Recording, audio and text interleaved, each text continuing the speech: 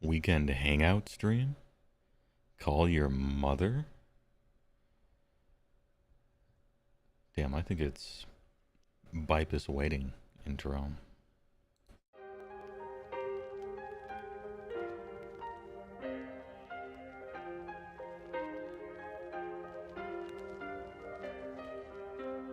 Ah, it seems we have a guest with an intriguing destiny. This place exists between dream and reality, mind and matter.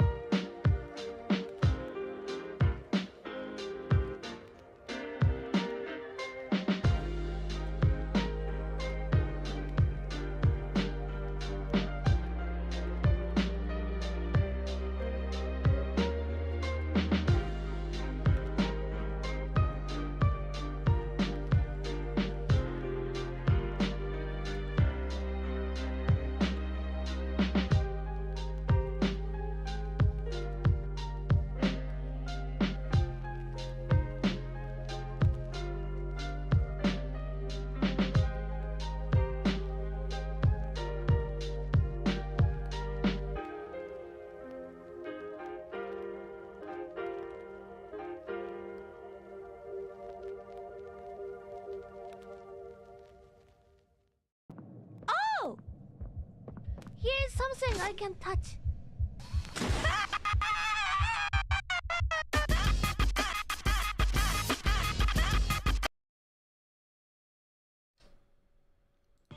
What was that? Old meme. How you guys doing this fine evening? Sunday night. Jesus, we gotta make up for the Solar Friday. I didn't check the local cluster weather report Friday. And so I was dealing with cosmic rays and particles that pretty much shattered the stream. Twitch was unusable, almost 20 minutes behind, unwatchable. YouTube was okay for a while, and then it just became untenable. I tried at the very end of the stream Friday. I asked chat a question, and then I'm like, I'm going to count in my head until someone types the answer to it to test the delay. And I asked the question, it was like 5 minutes. I'm like, all right, we'll do a stream over the weekend. And then so I, of course, choose Mother's Day, which was probably a mistake. But you know what? Speaking of mistakes, happy Mother's Day. First time chatter, Seth. How am I doing, Mr. Woe? Pretty good. Last stream was my first failure stream of hitting the partner thing, but they let you fail the partner thing during the month period, apparently, like as many as 4 times, I think, although it don't look good. You know, we'll see. But every other one was a success. We're like 3/5 of the way through. Copium, we'll see. You know, we'll just have to see. Got some reveal streams coming up next week. Thursday is going to be a big one. That should pump the numbers a little bit. You know, Monday and Friday are usually good. So, did you call your mother? I did, and, you know, I wrote it in the stream just to remind people just in case they too are hermits like me that don't go outside. You might not know what day it is, if it's a holiday, it's something or other, right? But, you know, we're good boys over here. We take care of the grandparents. We call our moms, right? Ethanol Muffins, I think it's the first time chat. Also the follow.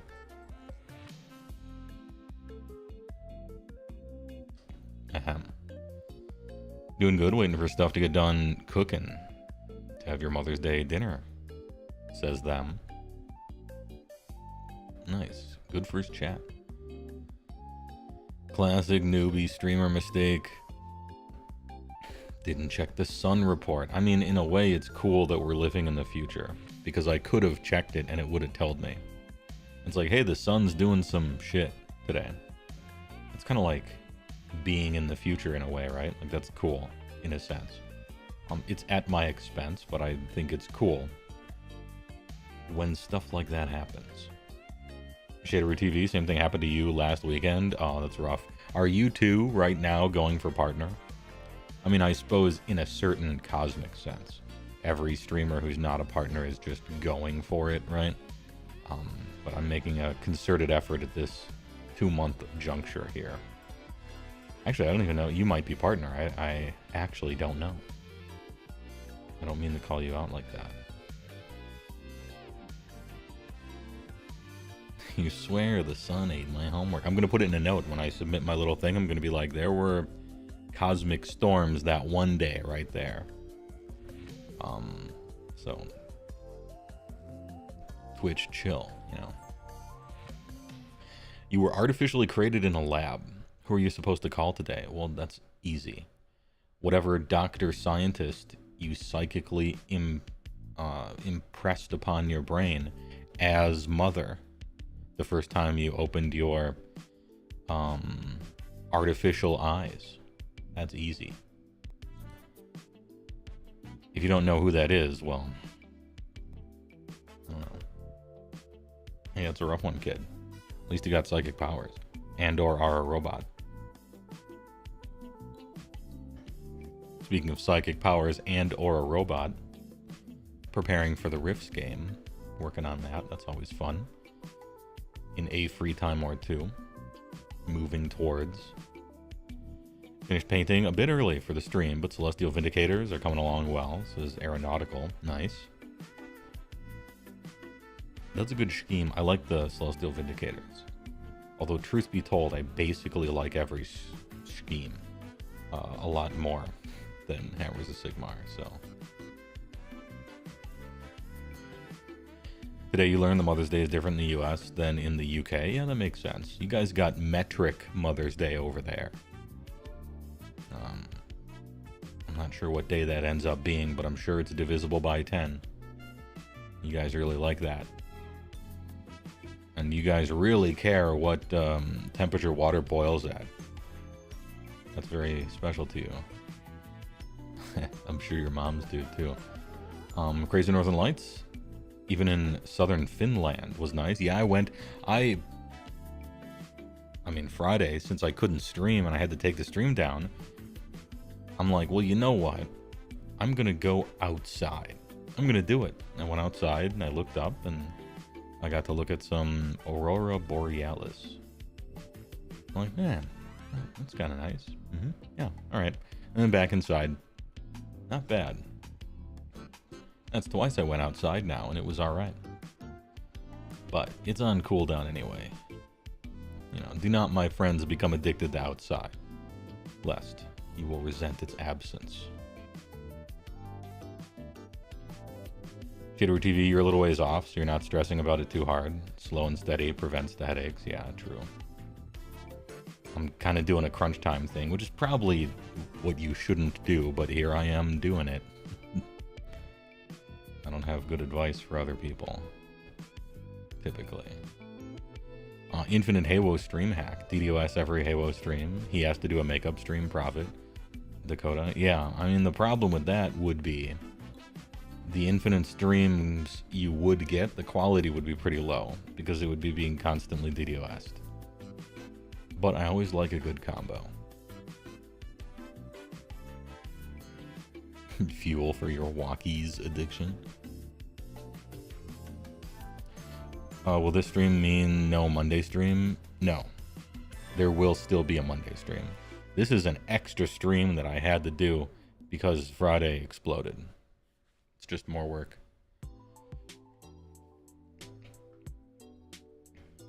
So the normal stream schedule, full speed ahead.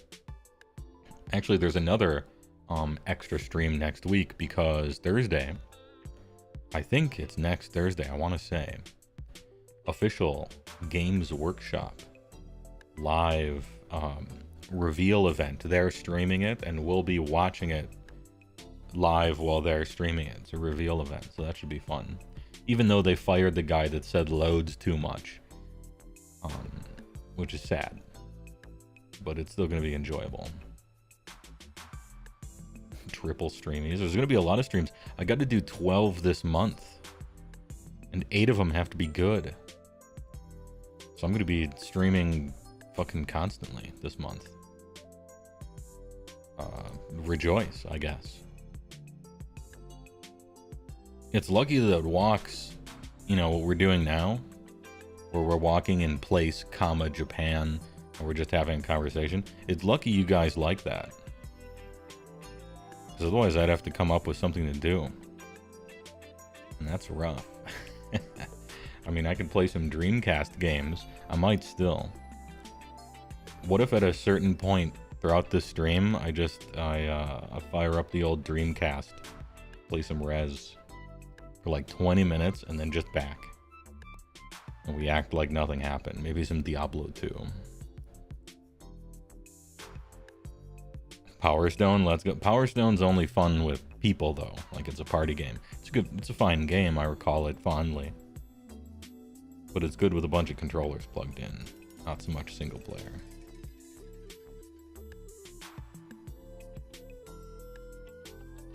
You came to this stream specifically to discuss thermodynamics? Nice.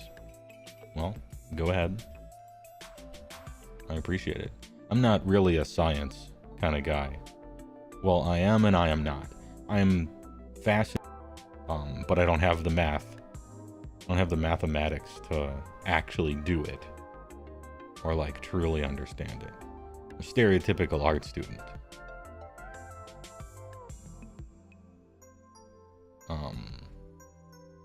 So I'm really intrigued by science. I find it interesting. But I'm not good with the math of it. This guy only has basic math at -30. Hey, it's basic math at -20, I'll have you know. I'm real good at counting from 20 to 0 for winning Magic games.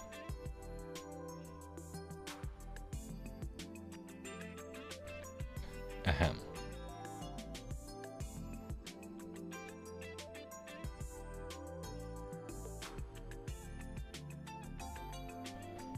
Null Builder says, lucky seeing the Aurora is one of the things you want to do. I don't know when the next one is. It's possible that they have that kind of thing scheduled. Null Builder. I'm not sure though.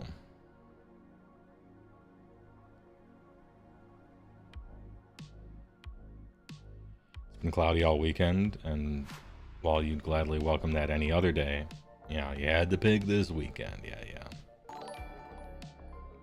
Thanks for the follow, War Boss. Appreciate it. Hawker Panda, they fired him. They moved him. I think they moved him onto a different, because during all the reveal shows for Age of Sigmar, he only ever talked about 40k, and he said loads a lot, which was funny. I think they just moved him onto 40k reveals. I think. I don't know if they actually fired him. I was using hyperbole. But I guess we'll see. I'll watch the 40K reveal too. I might as well. I need as many streams above 75 as I can get. So next Thursday is the Age of Sigmar one. Friday's normal show. And then I want to say Saturday or Sunday. I think it's Saturday next week is the 40K live reveal. And so I'll just watch that too. You'll get an outsider's perspective. A guy who doesn't know about 40K watches 40K reveal. Talks about he likes the nun ladies and the big shoots. Whatever the biggest gun is, I like that one.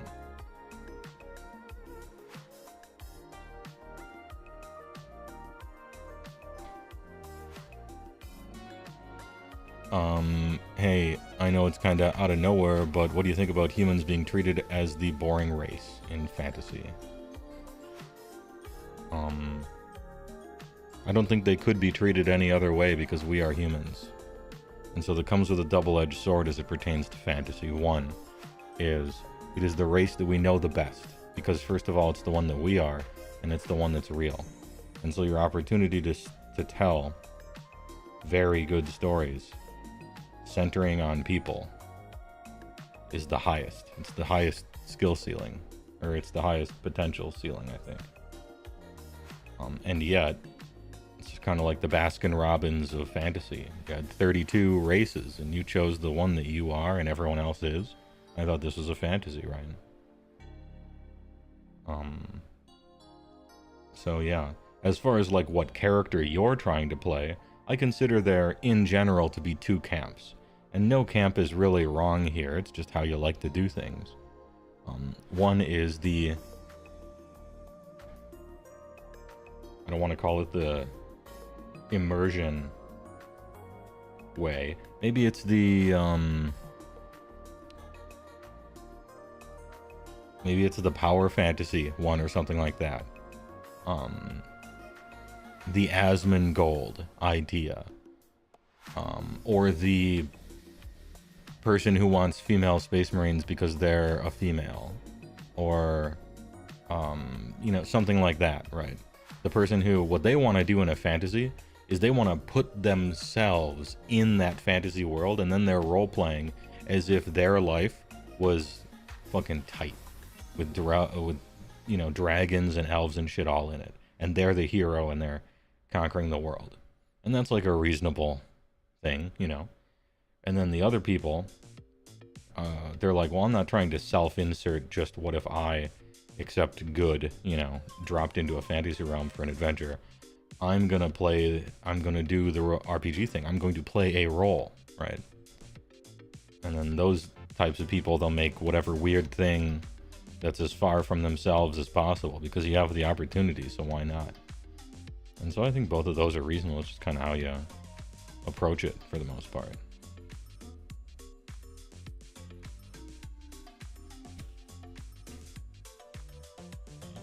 The thing with fantasy races typically is human is what we base them all on. That's how we come up with them. What's an elf? It's a human with pointy ears.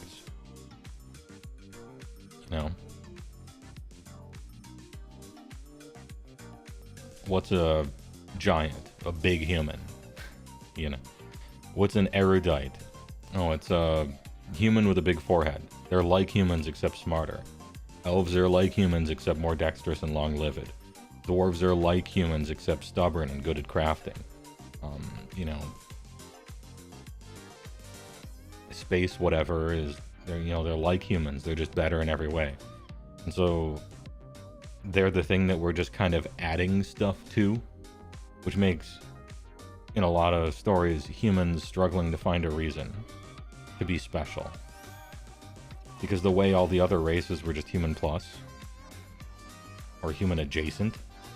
And the meme I see the most is humans, there's a bunch of them, we breed fast, and our technology is really good. Sometimes. Or we're really adaptable or something like that. But these are all kind of a little copium or something. In the fantasy types, where the elves are literally just better humans in every way, right? An elf is, well, they're like a human, except smarter, more skilled, always beautiful, live 400, 500, 1,000 years, better at magic. It's just like, well, okay. So why don't elves rule the entire world then? They would, you know. Think about being okay, you're a shoemaker, you're a cobbler in real life. Some master Japanese shoemaker guy, he's got a perfect way of doing. He's been doing it for 50 years. His dad was a shoemaker, his elf was a shoemaker, all that, right? Now he's better at making shoes than somebody who started today because he's done it for 50 years. Okay, now here's an elf. They've made shoes for 560 years. That's crazy. Elves would just be the best at everything. They would simply be the best at everything. And so what kind of a society would come about? You have an elven politician that's been a politician since, you know, the Ottoman Empire. And he's just like watched it, right? I'm gonna vote him out? Maybe, I don't know. So sometimes it's weird, I guess is what I'm saying. I suppose I'm agreeing with you. For the initial question. Humans are generally treated as boring in fantasy because every other race is human with something interesting added to it.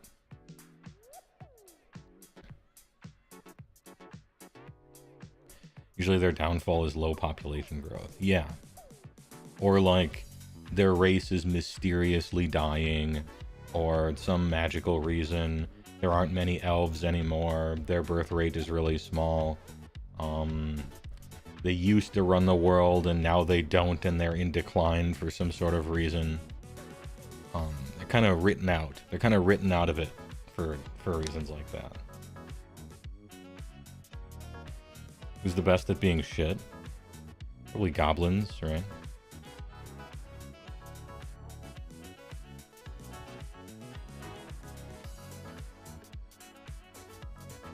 In Lord of the Rings, yeah, it's just not their time anymore. They're sailing away.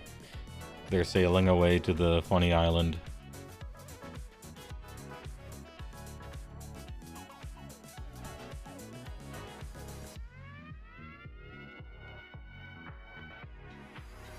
An extremity of archetypes found in human existence. Yeah, that's basically it, right? The laziest fiction is choose some country or racial stereotype and just staple it to a Tolkien race wholesale.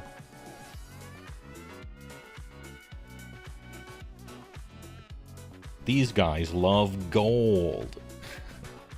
These ones are violent and loud. These ones are aloof and their language sounds funny.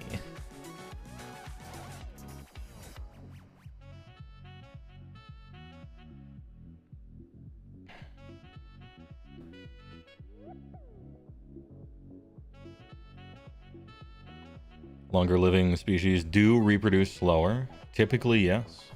That's not pulled out of thin air. That is true.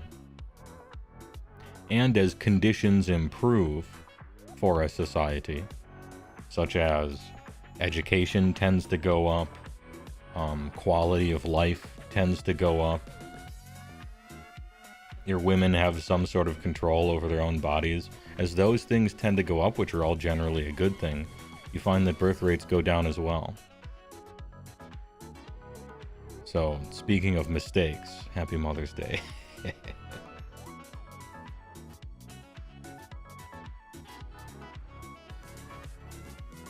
Damn, this song kind of funky.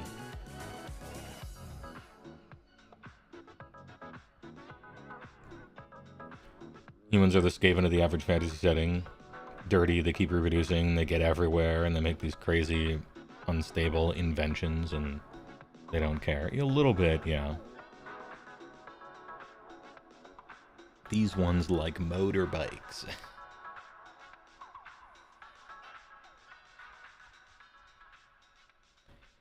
The reason why elves don't reproduce so often is you have to raise the little shit for 500 years. Oh, true. Do the child support. That shit would last half a millennia. Good point.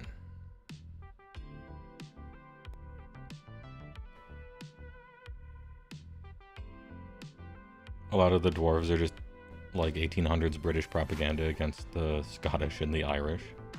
Probably a little bit. Seemingly in a fun way, though, for the earlier stuff, at least. The elves' downside being their attachment to tradition, and unwillingness to change. Yeah. Unlike the dwarves, am I right? Or indeed humans. But it's all kind of cautionary tales, I suppose. Your friend ran a D&D game where it took NPC elves 10 times longer to learn skills and lessons than humans. Kind of interesting way of fixing that problem. I've heard about some people doing stuff like... In fact, that's not even... I don't think that's even terrifically unique. I think it says stuff like that in D&D. Where it's like... Elves find humans to be like little electrons just buzzing all over the place. They can't believe they have that much energy.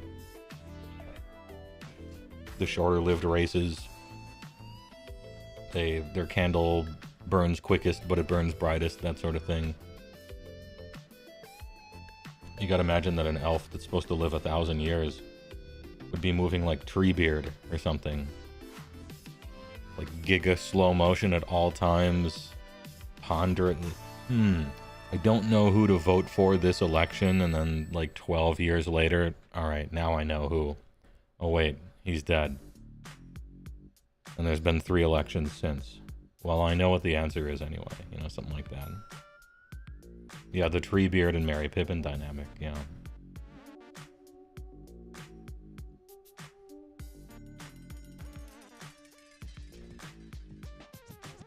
It takes mere seconds to create a full adult Seraphon monster, says Husspare. Good one. The terrible 200s instead of the terrible 2s, good meme.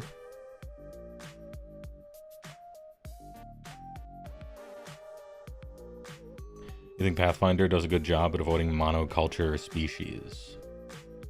Yeah. Man. It's been so long since I've played Pathfinder. I played Pathfinder during the Dungeons & Dragons 4th edition era, like everybody else. But I haven't kept up with it, and I haven't seen what Pathfinder 2 did.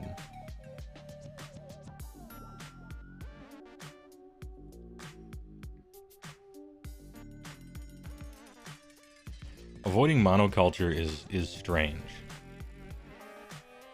I get where they're coming from. I think I understand their sentiment. But I'm of two minds about it. Much like when Dungeons & Dragons 5th edition, when they changed all the racial bonuses to be pretty homogenized. Like, mostly everybody's the same. You get to choose your stats. You get dark vision. Half of them get Misty Step and the other half get something else, you know? I think,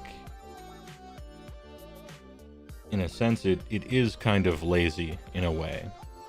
To be like, orcs are bad, dwarves are stubborn, elves are haughty and aloof, you know?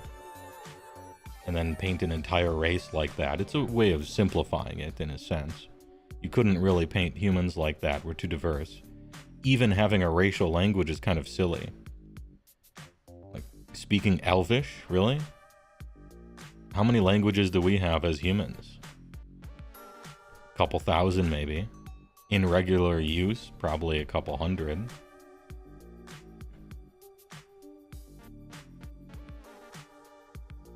But then again, when all the races can be anything and they're all kind of whatever, you lose something special. You lose something special there. I think something is lost. The races are boring then. I shrug. Didn't they semi-recently sanitize all the race perks and stats out of fear of being racist? Yeah, but I think it was a misplaced fear. Because that's something that made the races special and interesting. The downside is, If you're gonna make an ogre wizard, he's gonna be a bad wizard. His intelligence is low. That's an important stat for you. Wouldn't it be cool if you could play an ogre wizard and have no penalties? But now all the races are the same. You're just applying a fresh coat of paint on top of the same everything. Oh damn, you're an orc fighter? So you put 2 into strength and you have dark vision? Damn, that's sick. I'm a dwarf fighter, so I put 2 into strength and have dark vision. I don't know, I think something is lost there in the effort not to be racist with your made-up fantasy things from a game. Think about all the creative, interesting, cool races in games like Mass Effect, right? The names of them escape me because it's been too many years, but the giant, like, quadruped aliens that have no emotion and talk really slowly, and they put on like a Shakespeare play and it was so interesting, or the race of floating squid people that worship the enkindlers, you know, and on and on. Like, yeah, most of the people from those races are all the same, but it's really interesting and cool.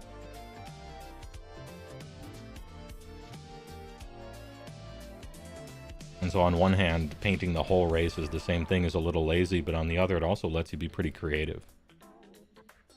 Instead of now, evil. Because we don't want somebody looking at like a literal demon and being like, oh, so all black people are evil then. What? Like the Olympics of being offended for someone else's behalf. I don't know.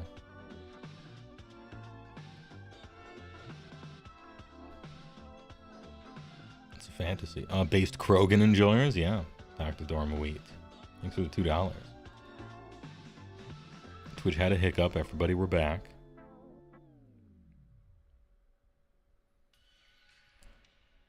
Eternally sad Mass Effect never got a pen and paper RPG like Dragon Age did. The sun strikes again.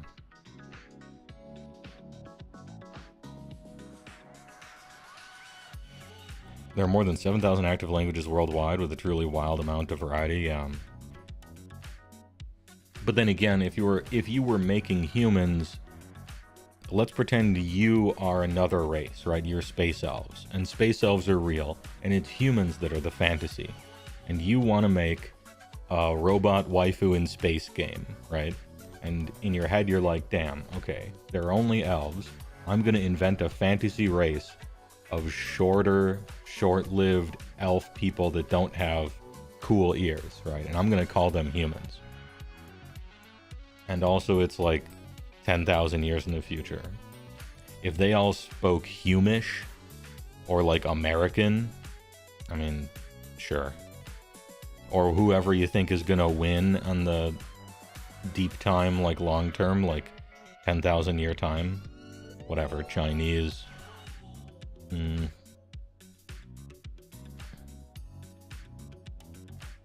I'll let them know that I'm not insulted.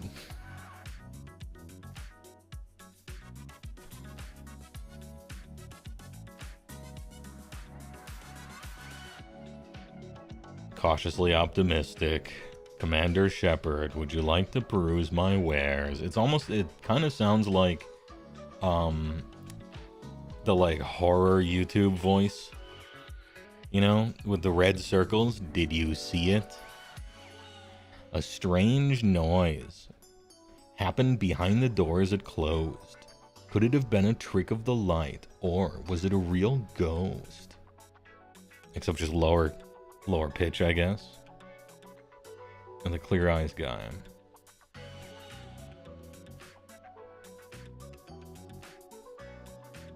HeyWoah Elcor were confirmed. Dude, the Elcor were so fun. I loved the Shakespeare play they put on, and that they would say their emotions, you know. It was a fun race. Those people were allowed to get creative for exactly 2 games. Can't wait for the sequel. You know, finish the trilogy. I wonder how they're going to tie up all the loose ends and choices we made in the first 2 games.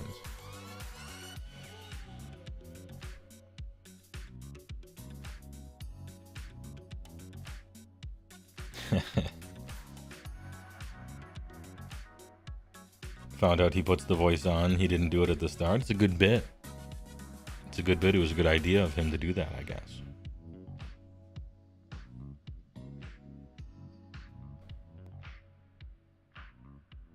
Space Dwarf enjoyers. I mean, Krogan. The Krogan were cool. Dude, every time when I replayed Mass Effect 1 for stream, it was just so entertaining. Getting back on the ship, going down to the bay, and then, like, Shepard, just every time. And he tells me some fucking story about how he shot a bunch of people, and I don't know, like, his stories were just great. I enjoyed my time with Rex. And even Grunt.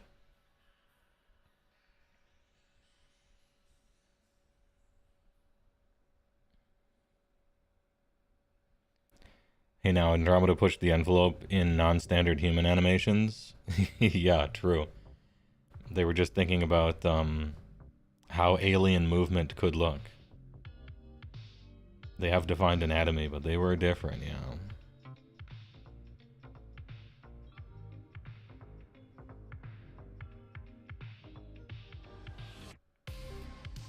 ME2 was great for character, but it put ME3 in a really bad plot position because the collectors were really disconnected with the Reapers. Yeah.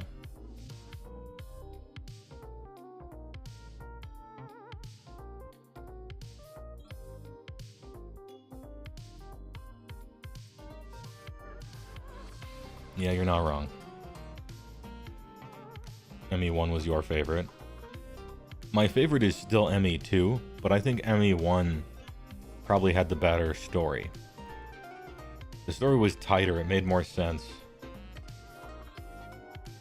It had a good feeling to it. Mass Effect 2's story was something you mostly ignored because you cared about all the interaction and all the characters and the world building. And that was so good in 2. But in 1, the plot was stronger.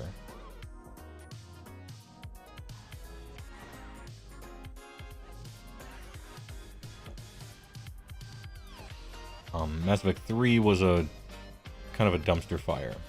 Everybody made fun of Mass Effect 3 because they said the ending was bad. I thought the beginning was the worst part. The beginning was insane. Like, it was so bad. And then the game had multiplayer for some reason. Why? What a waste of time. Especially when it clearly took away from development of the final part of your trilogy of single-player RPG games.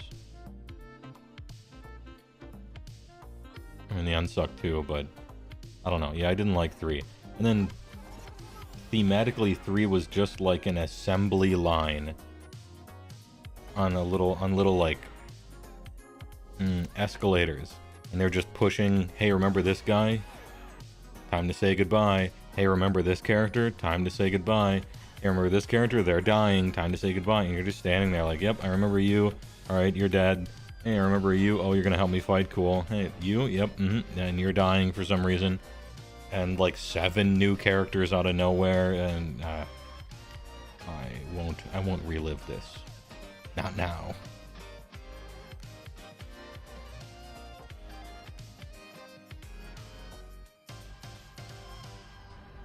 Somebody, hold on.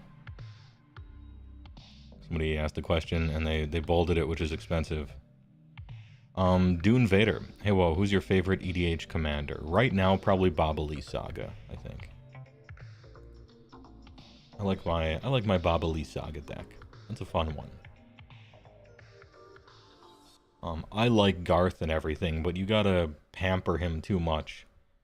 You gotta give him so much setup before he really turns on. You gotta give like all your creatures haste, you gotta get a flicker effect, and only then can you kinda start getting value out of him. I like Babali Saga. It's probably my current go-to. Good question. Baldur's Gate 1 or 2? It's been too long since I've played them. Arden Throne, probably 1. 2 got a lot more crunchy. But yeah, it's simply been too long.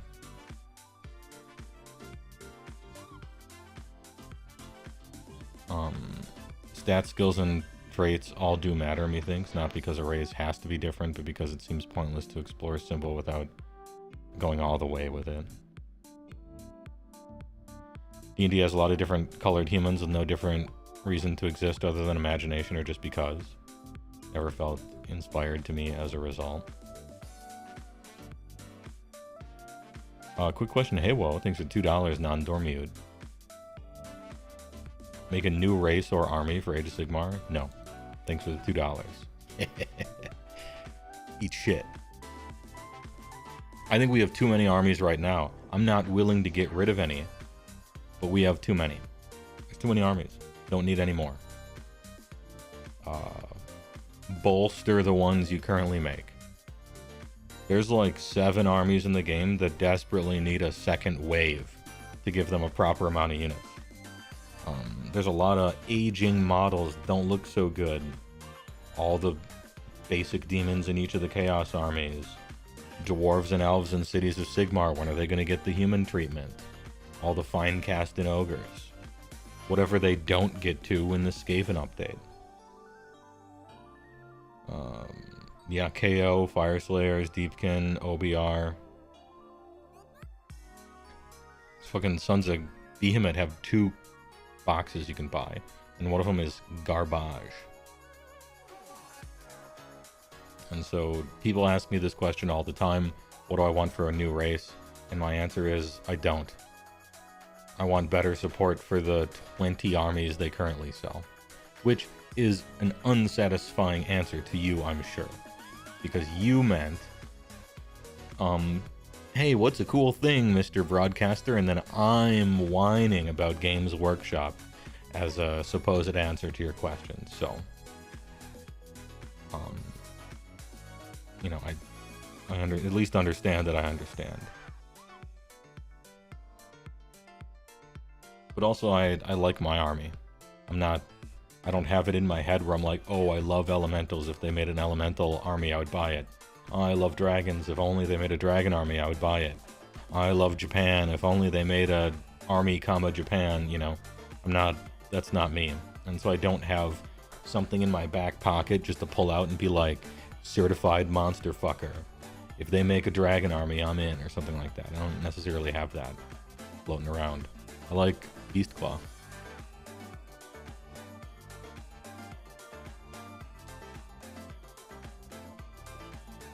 Switch Prime.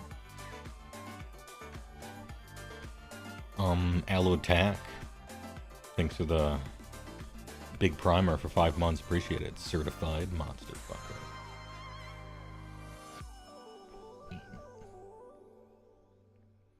The reminder in this video title legitimately reminded you to call your mother today. Not sure what it says about you, but it's probably not good. No, you ended up calling. She doesn't have to know. None was the wiser. Could have kicked Skaven with Beast of Chaos? I disagree. I think Skaven is one of the only really interesting factions Games Workshop ever had, historically, for their fantasy game. I don't live in Europe, so I don't give a fuck about, oh, these guys were the Scots, and these guys were like the Daimyo French and the Greco. I don't care about any of that. Skaven were a cool idea, though, and so I wouldn't get rid of their most, probably best idea for a race is Skaven that they've had. It was the least just straight copy and pasted from something and slapped on a Tolkien race, you know? I wouldn't have got rid of Beasts of Chaos either, to be fair, because there's no good reason to do so. But that's another. We've been over that already. Since they're killing off the Forge World resin in 40k, presumably AOS demons get additions or squatted when the 40k resin is erased. the AOS demons get additions or squatted. I think we already did that. Most of the leftover resin Forge World stuff for AOS was dropped years ago. Yeah, they've been gone for a while. But most of them are ugly, made out of kind of bad material, and had bad rules, so no one really cared. I don't know, someone probably cared. We wept for, what is his name? Bloodrack the Checkborn or something like that.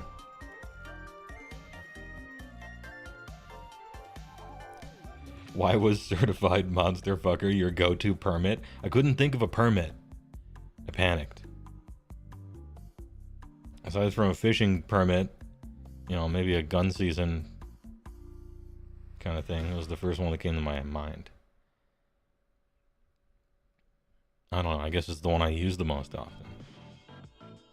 Get carded at the local store.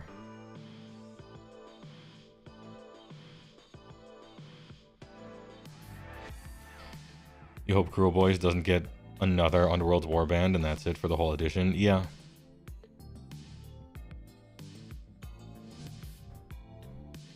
Yeah, I'm never really excited about those things. It's just a temporary side game product you can buy, use for a little while, and then they're gonna, you know, cut it off. I'm much more interested in actual units for the army of, but that's because I play Age of Sigmar and I don't play the side games. So of course I wouldn't care about them, you know. Especially because they're temporary.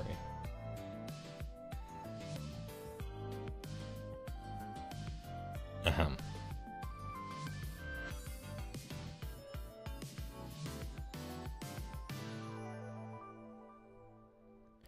Skaven is their most wholly unique faction across both main games. Yeah, that I think I agree, yeah.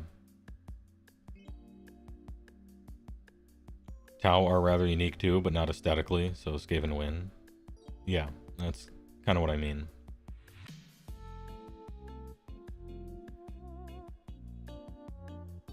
Their first ever box of minis that you bought were Clan Rats. Way back in the day, even had metal command upgrades. You had no idea what Warhammer was, but rat people with spears is cool.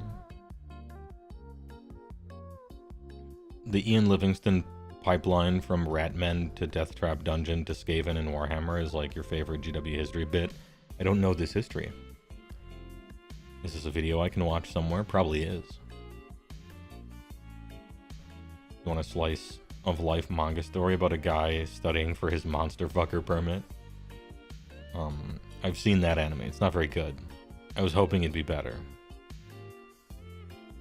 But, you know, can't always get what you want.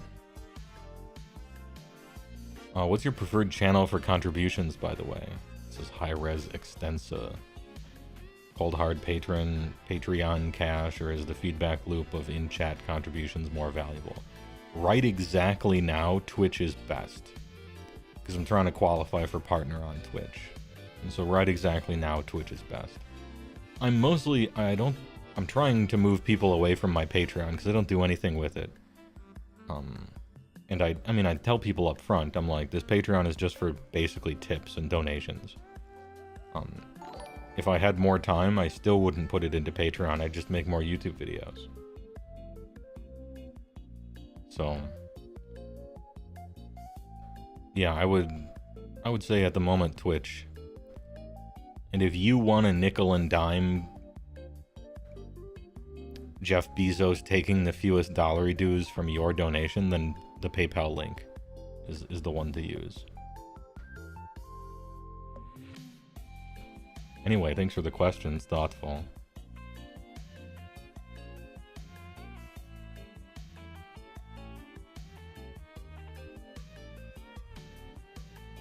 Maybe do a Ko-Fi instead, as it's basically made to be a tip service. Yeah, maybe I'll do that.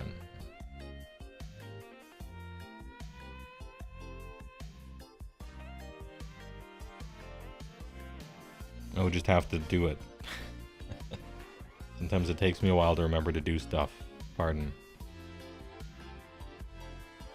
Interspecies reviewer, but takes it real seriously. A Roger Ebert type, you know? Really cares. Really, he thinks it's an art. And the way he treats it kind of feels like it is sometimes. G Gnarl. Please enjoy the sub. Stu Busta, thanks for the $6.90. This shit's still broken. I haven't figured it out. 1,000 pardons. It just doesn't work. I think it's because recently Twitch tried to implement their own stream alert thing, and it's fucking with Streamlabs, and I gotta get it fixed, and I apologize. Also, eat shit. I'm saying that because he's a mod. Don't think this is how I treat my donators. Chat. Twitch Prime. Priya, thanks for the big prime. Appreciate it. Please enjoy no ads.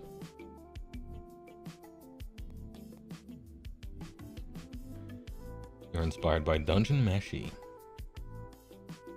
Hey, I gotta be right back. I'm gonna use the restroom, get a new drink, freshen up, eat one hot chip. I'm gonna BRB, and then when I come back, I might fire up the old Dreamcast for one game. And then, back to a walk or whatever. Be right, be.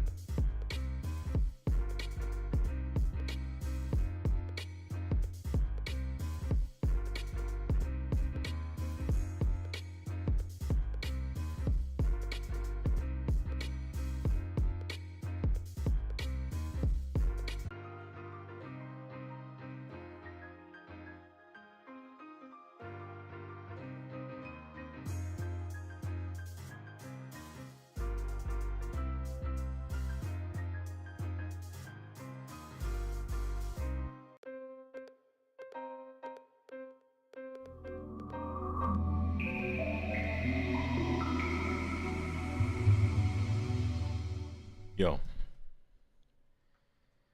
You guys doing this fine evening?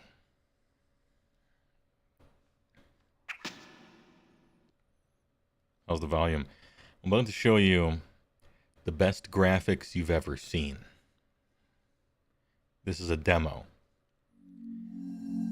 This is merely a demo, okay? The most powerful console ever made. The most realistic graphics humanly possible.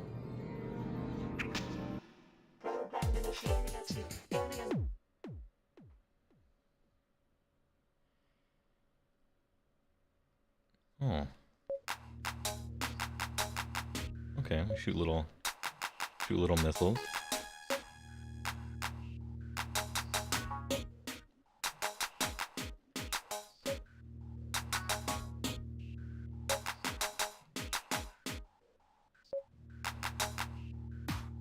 And these little taps are kind of musical. Ooh.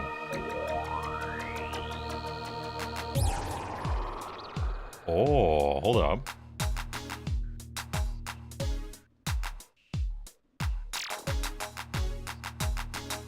Kind of nice. Play Power Stone next, I will. This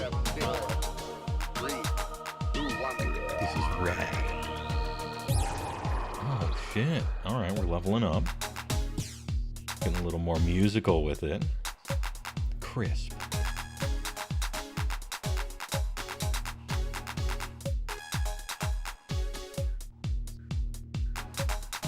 Absolutely radical.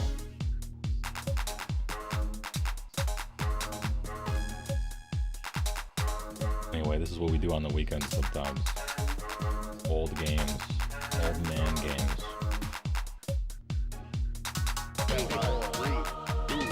Are you playing with the vibrating controller at it? Unfortunately, no. I never found that thing. Sad, really. No vibrator. Which was an option for this game. There's also a PS2 version that it has a higher resolution, but a worse FPS. And I prefer 60.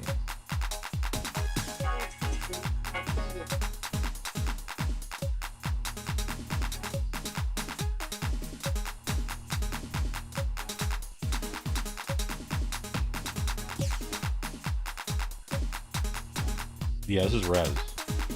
Sorry, I'm looking at chat instead of looking at missiles. My mistake.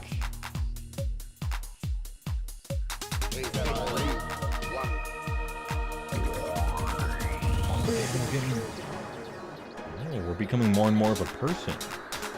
That's kind of cool. You get that power up real quick. You'll be damned if the Kingdom Hearts gummy ship sequence didn't directly rip this off. I mean, a lot of stuff has been really inspiring for later generations of stuff, right? I still remember Frequency and Amplitude for the PS2 did a lot to inspire Guitar Hero. And Quarantine did a lot to inspire Carmageddon, which did a lot to inspire GTA, and so on and so forth. These are the tier 2 Hyrex Xena.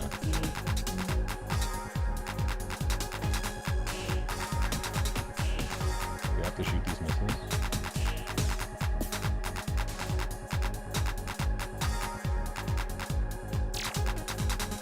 Oh, red orb. Yeah, chill beats the pain too, I found.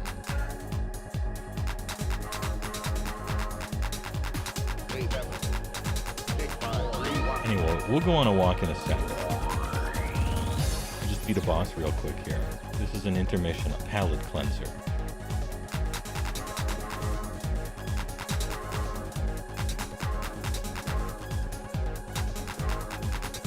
This is what happens when you eat 2 Flintstone gummies through.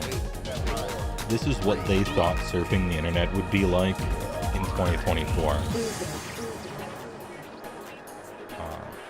Man, what could have been, am I right?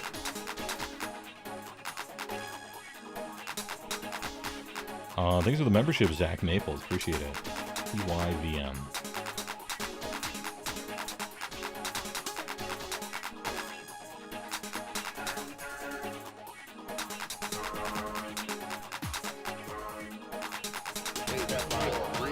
You tried filming a rainwalk in Soul Market. Turns out they're harder to make good than I thought. Yeah, you do need a stabilizer for it. Or just some sort of gimbal, like something.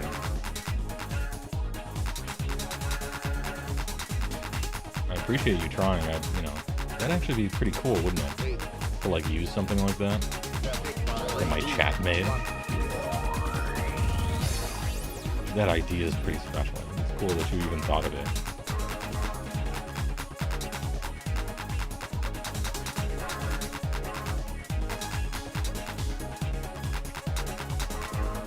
Yeah, this is how I go to websites. You might not like it.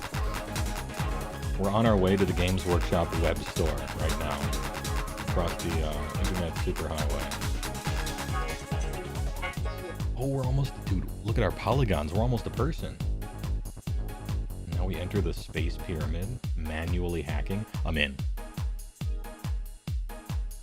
Hold on, what's the first boss? Oh, the boss music. The system is trying to shut down, trapping you inside. Defend yourself until Earth Giga is destroyed. Giga Earth is the first boss. Holy God.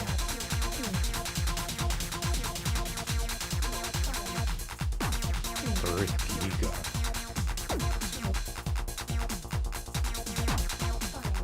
Oh, I see. You gotta shoot these things, huh?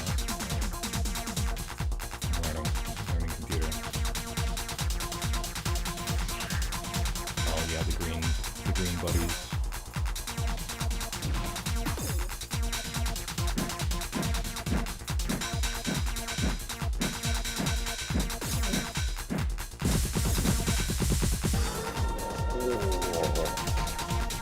God. You're hacking Giga Earth.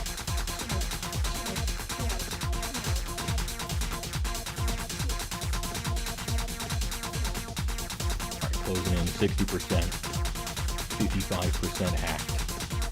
This is what hacking is like in real life. Guaranteed. Juke's can attest. He's a knower. You're hacking the planet, the mainframe. These tunes are kind of chill though.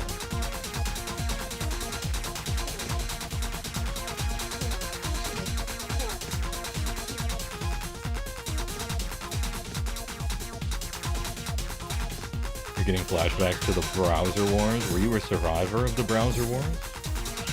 How long was your tour of duty? I'm sure you're there.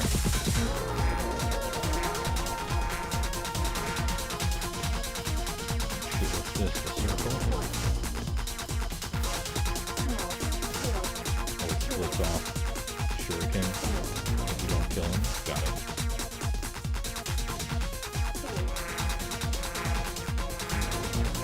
Oh, danger. War firing.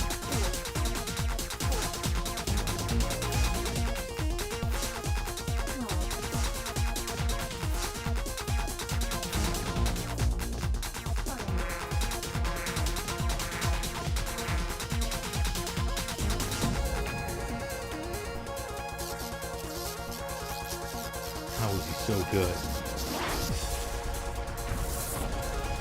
Earth Giga has been destroyed. It is all over. Analyzation 100% shot down 95. Decent amount of support items. It's alright. It's alright.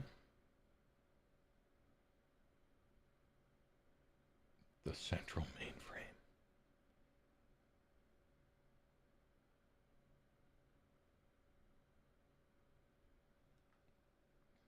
Now saving in memory card slot 1. Alright, that was area 1. We're on to area 2. However, this was just a palette cleanser. Just a palette cleanser, nothing to see here. Cut in the commercial break.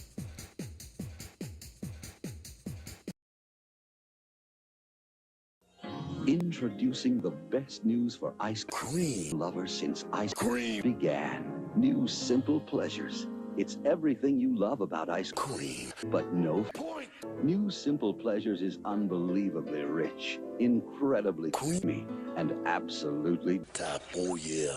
Because New Simple Pleasures is made with all natural pure athlete, yeah. Instead of point. New delicious all natural simple pleasures. There's never been an ice cream like it. Damn. Hey, welcome back from the palette cleanser where we hacked Giga Earth. Let's take a walk in Rainforest. Or no, Rain Walk. We'll do a Rain Walk. Anyway, welcome back. We're like 8 different hats, but bespoke malware, red team coordination, and intrusion automation are your main duties now. It says, it's me, Juice. Oh, so he... At work, he does that shit all the time. Consider your palette cleansed, yeah. Mostly I just wanted to see if I could get the tech to work, and it does. Yeah, it's raining and it's in a forest. That's kind of like a rainforest, right?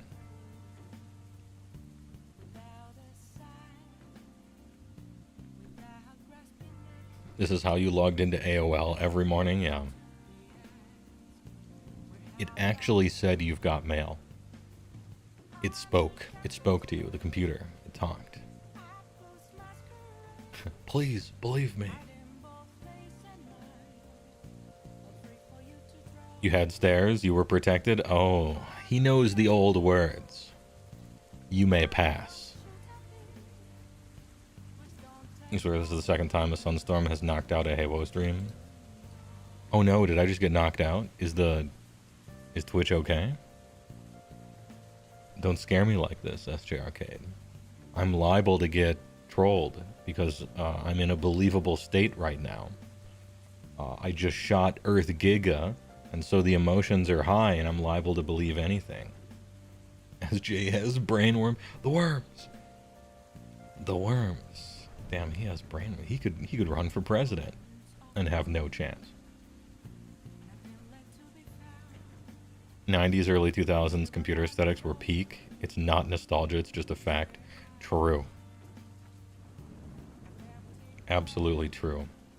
As soon as the idea of the future became like sleek, shaded, rounded, everything is eggshell white, everything looks like it was made by Apple. Absolutely disgusting. Just revolting to me. Yeah. It's the worst possible future. It's a future close to 40K. One where nobody knows how their own devices work. It's illegal to even try to fix them or change stuff about them. You have to just throw them away and buy a new one. Removing feature, the fewer buttons, the better. Ugh. Diametrically opposed to my sensibilities, I gotta say.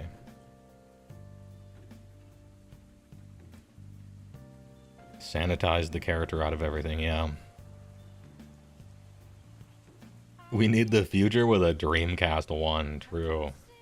Well, okay, a problem with the Dreamcast, from their point of view, was the best part of it from my point of view. Because I had one of those where the serial number ended in 0 or 1 the first year. Which means you could just burn CDs and they would straight up work. There was no copy protection on it. It was definitely bad for Sega. Good for me, though. I'd like to announce your presidential candidacy. Fruitager Arrow aesthetic is hilarious and brings you back to a time whose problems you have repressed. You're with Tom Paris. More buttons, knobs, and switches in my car. If Dreamcast had a DVD player, that's one of the reasons they say PlayStation 1, the DVD generation. Honestly, kind of with the Blu-ray as well. Later on. Phantasy Star Online was the GOAT, says Arrested at Waffle House. I played a little bit of it. I think Jupes played it as well. I was more of a PC guy, though. And so when my friend had their GameCube and they were playing Phantasy Star Online with it, I was mostly on a PC doing other things. I do remember Phantasy Star on the Genesis when half of the game was creating macros in the game so that the game would perform it. Played Phantasy Star 2 and was really impressed with some ideas in it. Yeah, but could you do forklift certified in PSO? You know what you can get forklift certified in? Palladium riffs. It's a skill.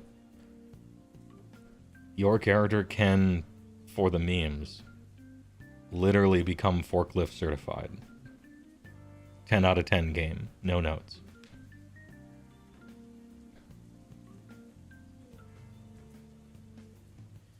Want to see some Phantasy Star ideas in a Western RPG MMO or whatever? Did somebody say Shenmue? It certainly wasn't me. I always hated the Shenmue games. Never liked them. But like, I don't know. Games that are just like mini-game simulators, I'm not normally a big fan of. Shenmue rules. Years ago, I was Chinese.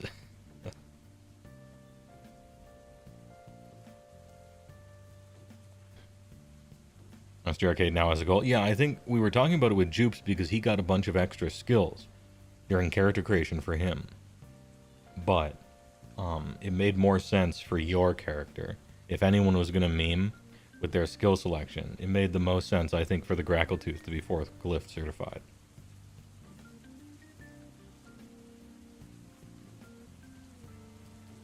Ahem.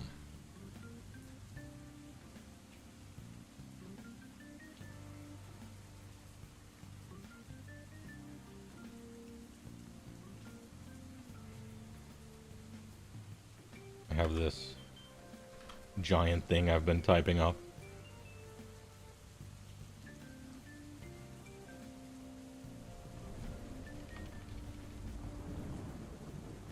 I probably won't be using it in the video. I was going to, but probably not. It's about riffs. There was something magic about SC Skies. Oh, okay. Alright. Skies of Arcadia. Because the disk drive would spin up a good 30 seconds before a random encounter. And there were so many random encounters in that game. And so you would like know because the disk was spinning up. That's kind of cool.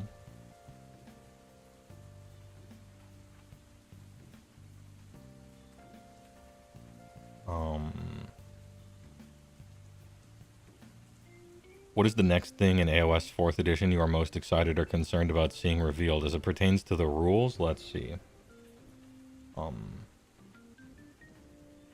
I was hoping that Foot Heroes would be cool, but it seems like maybe they won't be.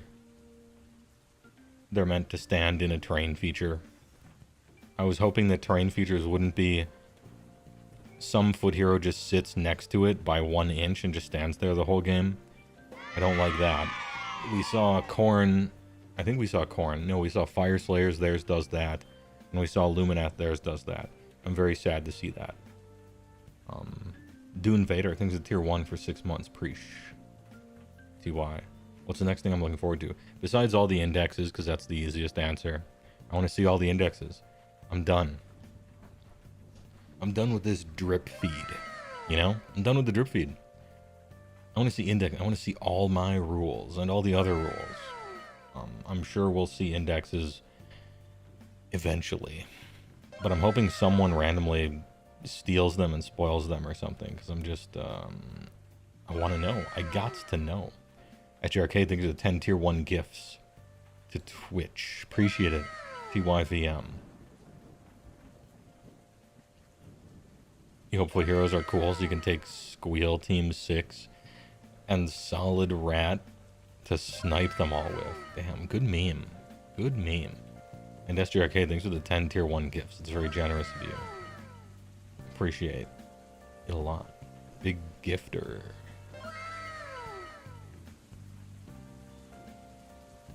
Game consoles used to talk to you. You could tell what they were feeling. We were a real country, yeah.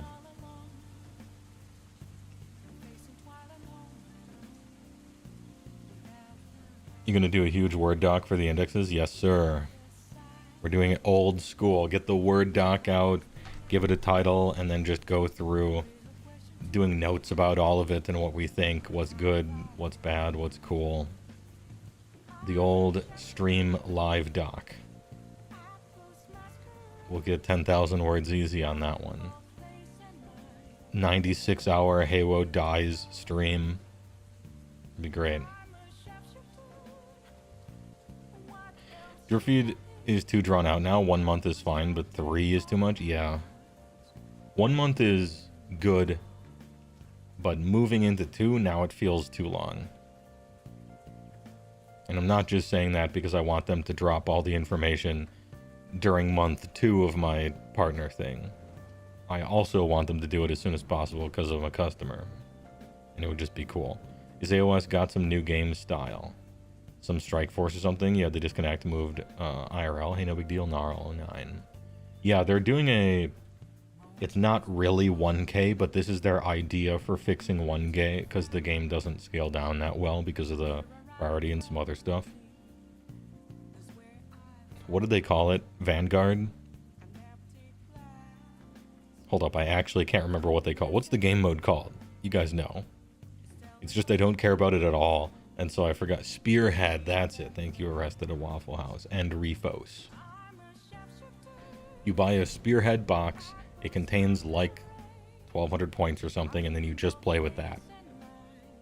And it's got custom rules from the ground up that are pretty similar to AOS, but different enough so that the game isn't seemingly unbalanced. We'll see.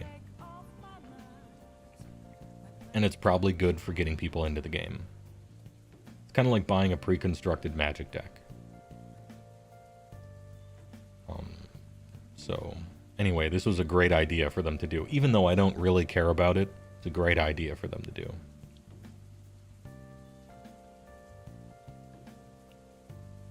You've tried to play 1K with some friends. We have fun, but the wins don't feel worth it. One guy's 1,300 or so, another 1,100.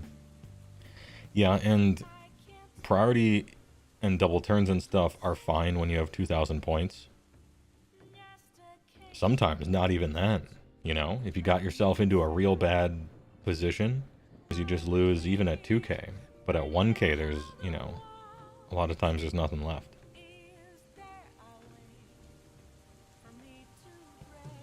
EU pre-constructed Magic deck? Really? Yeah, that's what it is. You buy a Spearhead, you can't change anything. You just play with it right out of the box. That's kind of what it's for. So once again, good for people getting into the game. If you're already into it and you're playing at 2K, you may or may not care. But I'm sure you probably want to get people into it, your friends or whatever. I don't know. I'm going to try it out. I'm going to give it a shake, a fair shot. I might as well.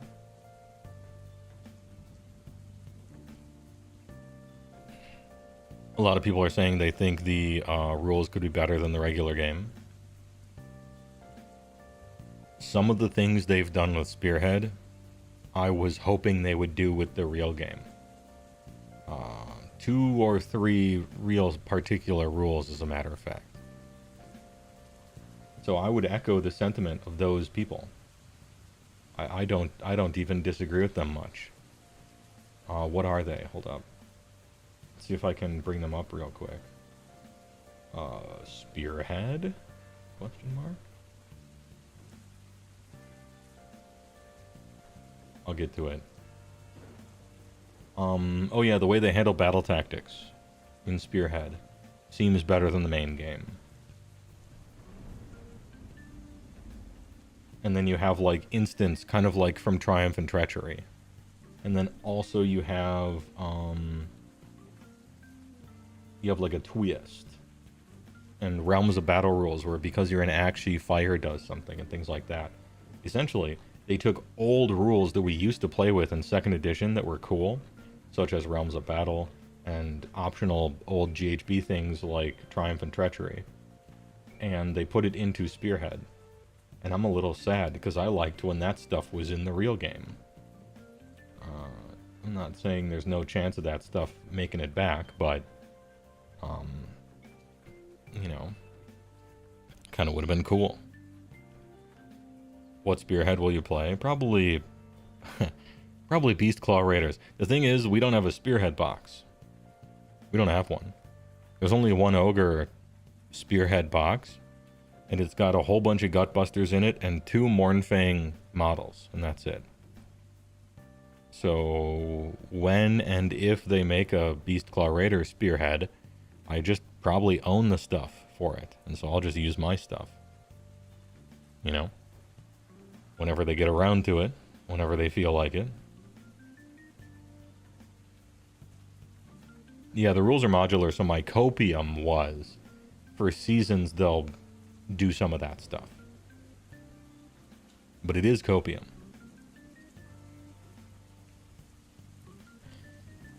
You have gamer friends, but not war gamer friends. Yeah, it's a different type. Speaking of Magic, thinking of making a Miku Feather Commander deck for yourself. Damn, I looked at the Miku stuff. Was Feather one of the good ones? Because I was looking at the Miku art, and it don't look good for a lot of them. And they're just kind of reprints. Maybe Feather was one of the ones with okay art. It wasn't all of them that were bad, I don't think. Then again, Miku's like supposed to look fake. That's her deal. So, I don't know.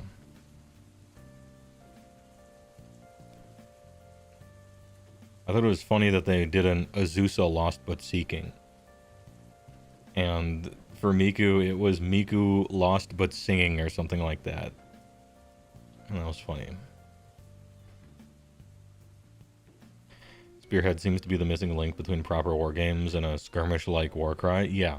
And Warcry isn't a good on-ramp to AOS because the rules are totally different, I think. I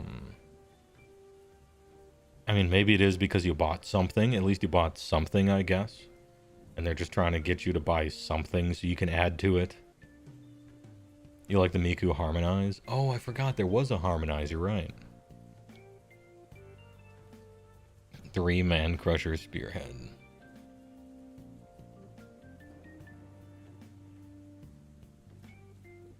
They are, that's guaranteed. They are going to do that. Just finished kit bashing 8 Mournfang. God, I hope they are good in the new edition, please. Yeah, constant screaming. I have a bunch of Mournfang, but they're like old. They're from my first version of the army. So, I mean, they don't look bad exactly. But they aren't cohesive with the new, super customized, you know, painted up version of the army. So if Mournfang get good finally, maybe I'll kit bash up a bunch of cool looking ones. And do some hobby streams and stuff. Because I got plenty of custom Thunder Tusks and Stonehorns. That'll last a lifetime. But the Mournfangs have been sitting on the shelf for so long. And just kind of tossed on the table because they're just screens, basically. It's all they're really good for besides devouring Unleash Hell.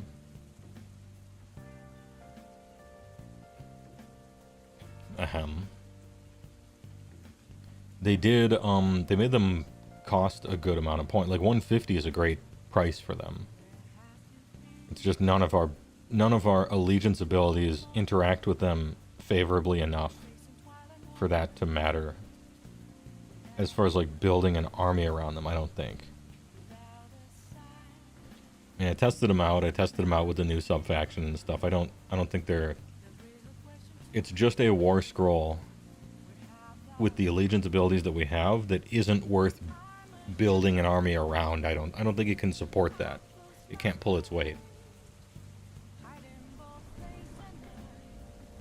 They're medium fast. They have a 1 pistol shot that kind of doesn't matter. Anti-Unleash Hell rule is cool, but generally doesn't matter too much. Their damage is like okay. Their defense is not great. Their impact hits are always kind of weak. Their capturing is always kind of weak. I don't know. Their war scroll, nothing's super wrong with their war scroll, and 150 is a great price for them. It's the allegiance abilities and their interaction with them is the problem, I think. A little bit job too, maybe. I'm sure it'll get sorted out in the index. Hopium, right?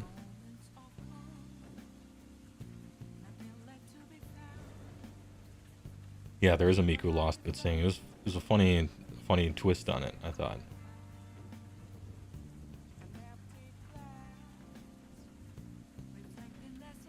The Mornfang issues sound like the same problem the new IJ Big Pigs are suffering from. What is like the War Scroll fine, but it doesn't have enough support allegiance abilities wise to be able to build an army around. I've played against pigs one time, so I don't have too much experience with them over the table.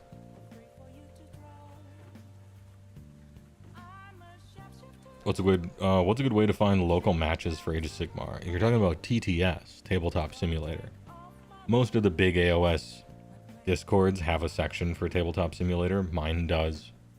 I know AOS Coaches does, a few others.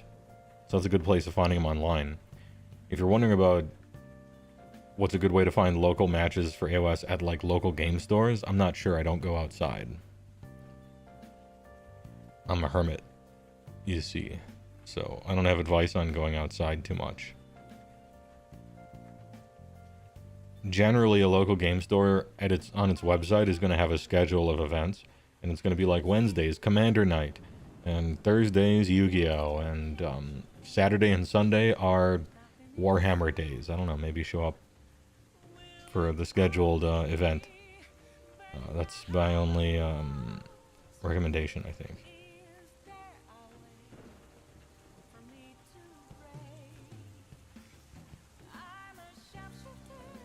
Most fun you've had with Mornfang is Unit 6 with Iron Fists gumming up the table.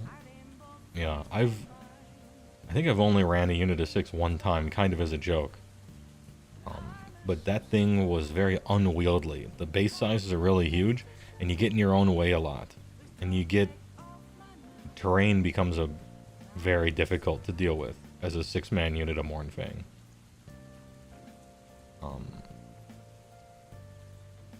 Your best recommendation is to find your local store's Discord and plan a game with someone there. Oh, yeah, I suppose that does make sense. Local stores probably do have Discords. Huh, okay. Yeah, so the solution is still digital then.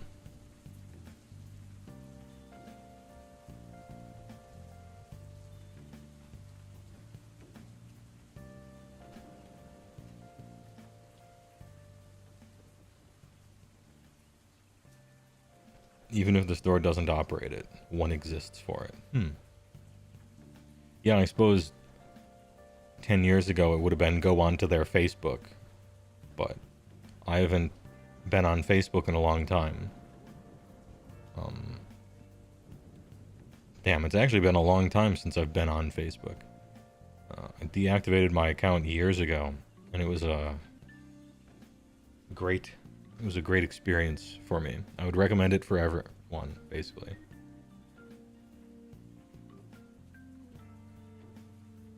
The only thing keeping me on Facebook was like a group chat, and it always told you like when your dad's birthday was and shit.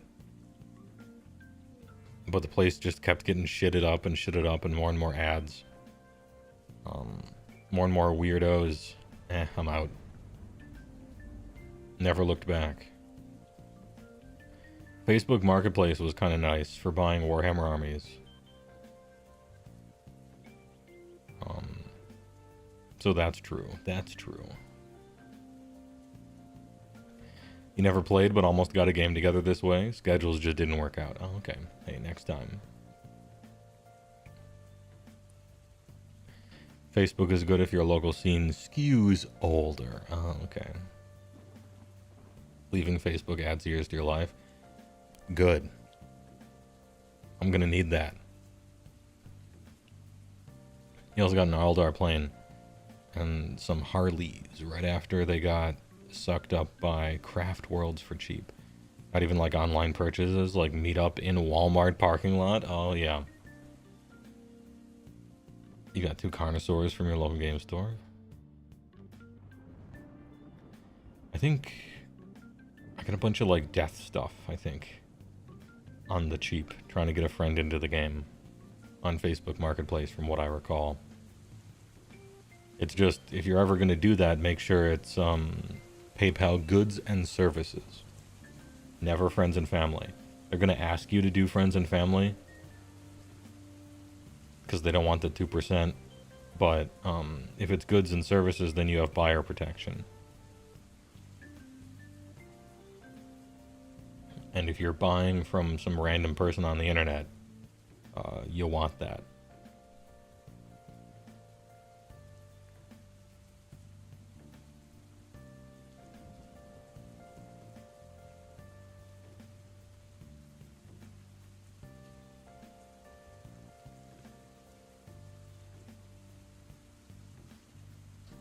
Oh, sneeze button.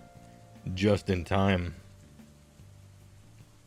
Just in time. Oh, Max sneezing. Hold up. With Klondike ice cream bars, you get big servings, big taste, big cream. Imagine 5 big, moist, delicious ounces of big hot ice cream and a coating made with beautiful milk, chocolate, so you can pour big cream. like I've never had it. Klondike, big bar, big cream.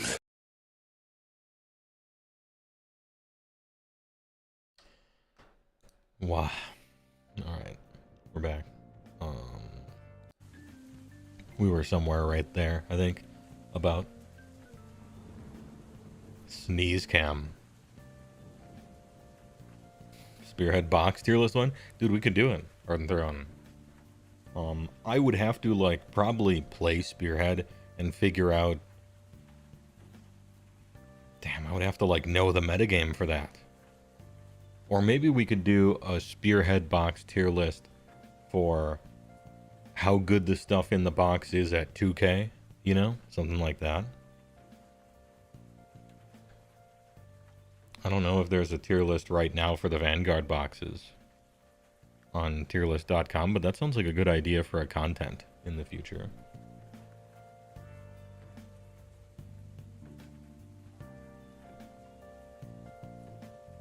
Ahem.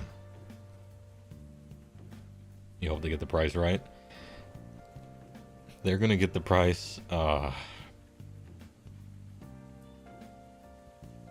does Games Workshop price their stuff? Probably like this.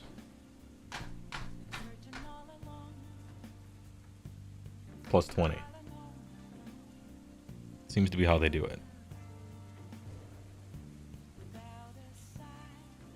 No hat change? Oh yeah, I suppose I could do a hat change. We'll go big. I don't know if somebody requested a hat change or not, but if they did, I probably missed it. So I will.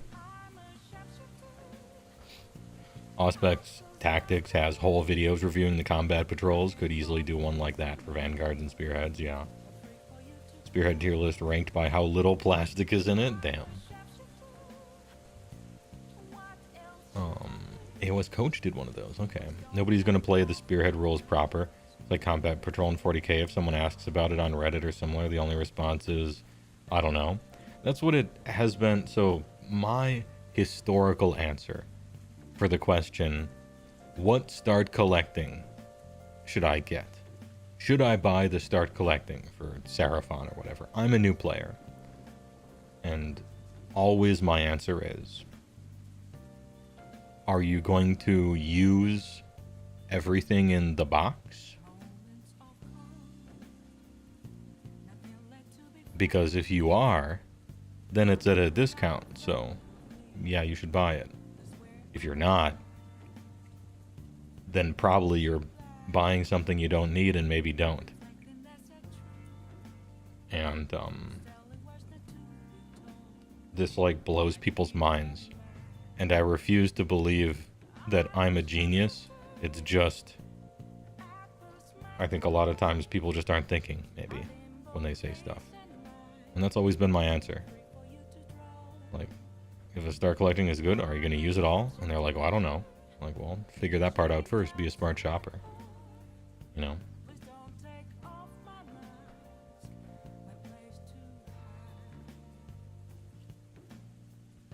I mean, their real question should be, hey, can someone help me build a 2K list or something like that?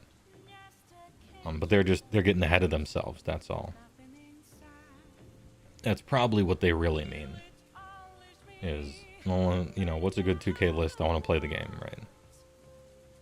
And so maybe I should just skip the intermediaries playing 1K. You know, they made a 2K game, and they did that on purpose, right? And that's why it's good.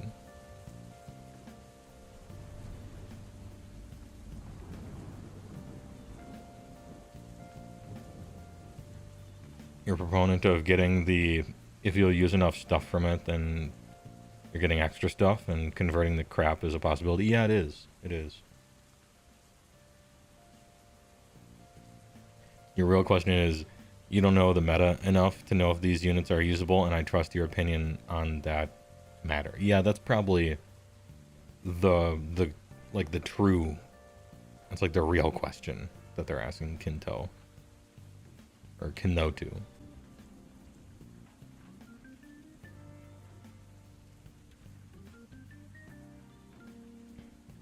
Streams Dying Cloud, did Sephiroth do this?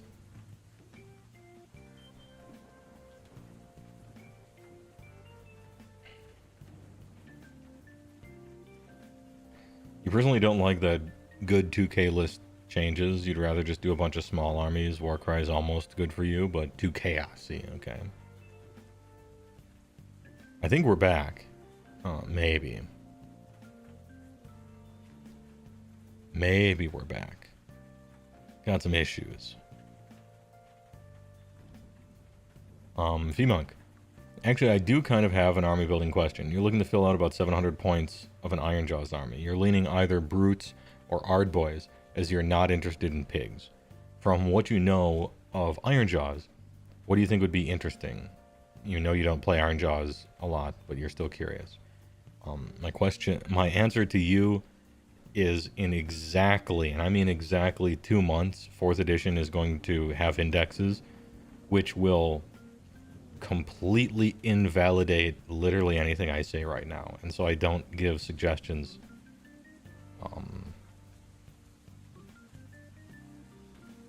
Sorry. You're not interested in pigs? Or even what used to be called pigs, you know, Gorgruntas, before they came out with big pigs, right? But yeah, I'm not... First of all, I don't know. It's not just that I don't play Ironjawz right exactly now. I don't play Ironjawz enough to even be able to recommend something for you. I haven't looked at their stats and built an army in a while. And then secondly, 4th edition is soon.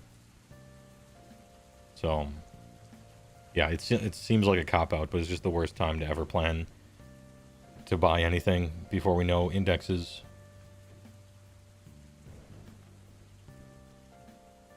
Apologies.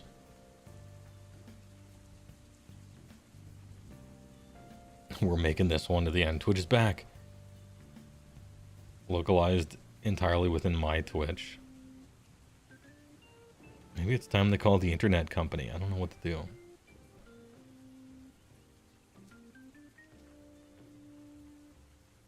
When are now Deepkin getting manatees? Not sure. Good question. Right now, Kahi says brutes. But HeyWoah was correct. We should be getting indexes soon, maybe end of the month. Massive hopium end of the month. Probably later than that, but I'm hoping. I'm just hoping. Could do a what does each faction need in 4th hopium for content. Oh, you know, Constant Screaming, that's a good idea. Maybe that's a Monday video before the stream. Yeah, it's a good idea. I'm going to try to remember that.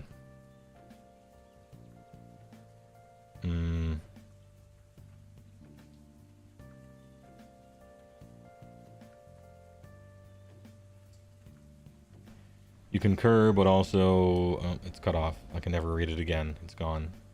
When was the last time IDK got something? Something that mattered? Like a model? They had that one Foot Hero guy the Thrall foot hero that buffed Thralls. I think that was the last release.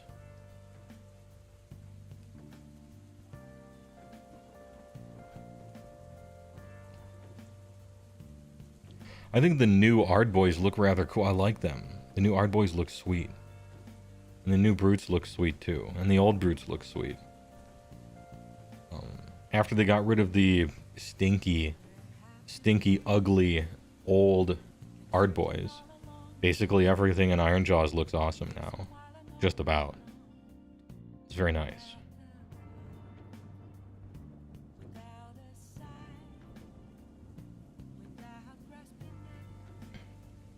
Warcry Squad or Underworld Squad. Yeah, but I said that matters. I don't consider that stuff. Like if you get some random Underworld band or Warcry band, that's for some other game. And generally it's not really useful in AOS proper. And how I see it is, the company could have made a brand new box of something for like the army that it really needed, but instead they made a temporary thing that they'll sell for a year or two maybe for a side game, and then it goes away. But I only care about AOS and not the side games, and so I would think that way, which is a little unfair.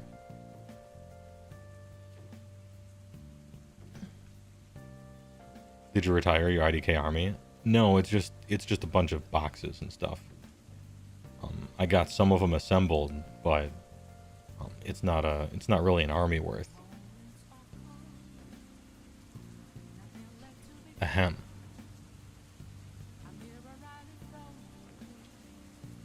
The side game slaps. That's what people who like the side game tell me.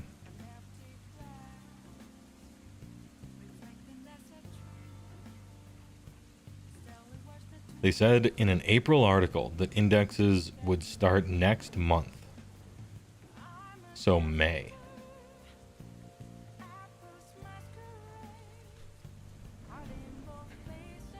We're almost halfway through May. Clock's ticking. Give me my indexes. I want to see all the rules.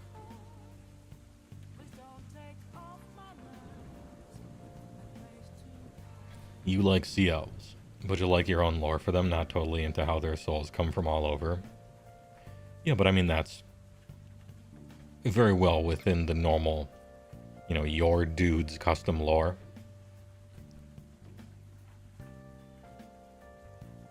That's well within your rights. Making up your dude's lore is half the fun, Ahem. There's no way indexes actually come out before the official release, right? I don't know. Probably not. I mean, realistically, no.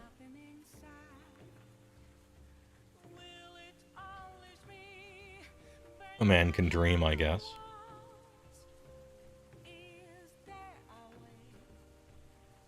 Yeah, I think they're gonna... Kenotu is probably right on that. I think it's gonna be like the faction-focused articles we got before, 3rd edition and 2nd edition and stuff, because we got those too. You're talking about 40k, but we got those for AOS as well, where it's like, Monday, here's faction-focused Skaven. Ahem. And it's a big article that features not everything, but a decent chunk of stuff from the Battle Tome and War Scrolls and things. And then Thursday, faction-focused Fire Slayers, and so on and so forth. I mean, that would still be cool. I'll take that. I'll take articles that feature stuff from each index, one for every army, twice a week or something. I'll take that instead of indexes. That'll give me something to read while I'm waiting, right? Maybe the app will update early and leak the indices. We can only hope. Because every time something is leaked, it's awesome. And is super cool and great for the customers. And especially the players. I remember when the Slaves to Darkness book got leaked, like, in its entirety 2 months early. My mods played more games of Age of Sigmar every week than they ever had up to then and since then. And it was the most fun they've ever had in the game. Yeah, leaks are awesome. It sucks for whatever marketing guy was planning on, yeah, the whole thing schemed out where you're going to ramp this up and do this and then have this video. Sucks for that guy. But fuck that guy and the company. I want to know what the information is, right? I'm just a customer. Give me the deets, in other words.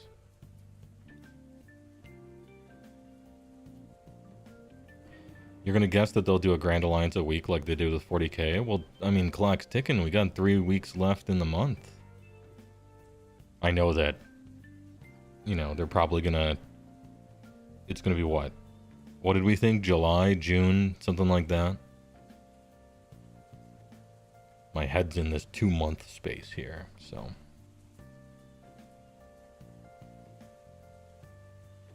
Yeah, maybe the indexes along with faction focuses after the reveals on the 16th. Because they're doing the special Thursday 16th thing. Maybe that's when they're going to announce all the faction focuses begin. This is sounding a little too desperate. Are we sounding a little too desperate here?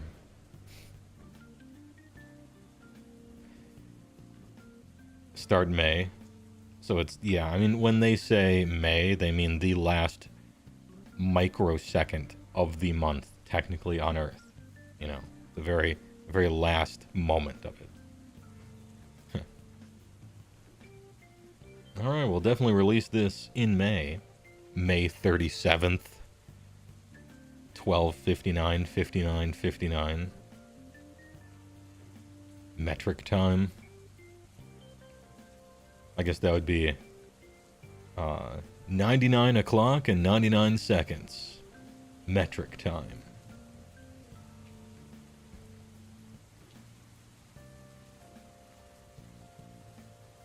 It's May somewhere at all times.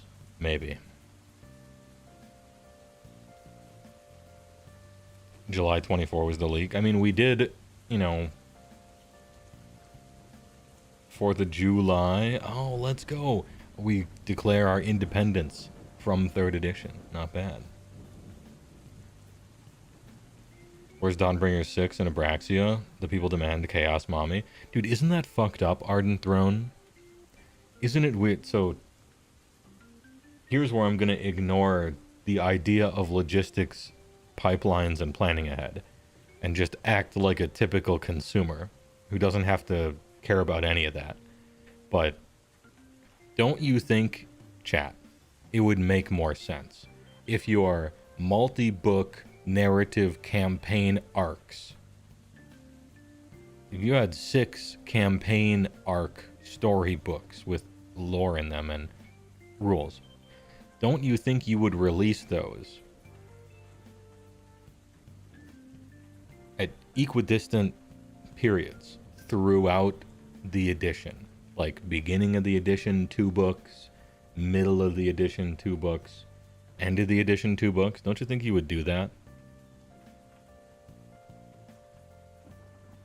Instead of like a million books right at the end, and then the 6th book when no one gives a shit anymore what's even happening in 3rd edition.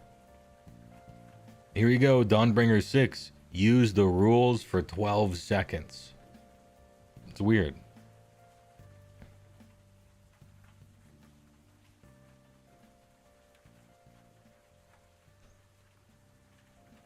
I don't know, that's just always been strange to me.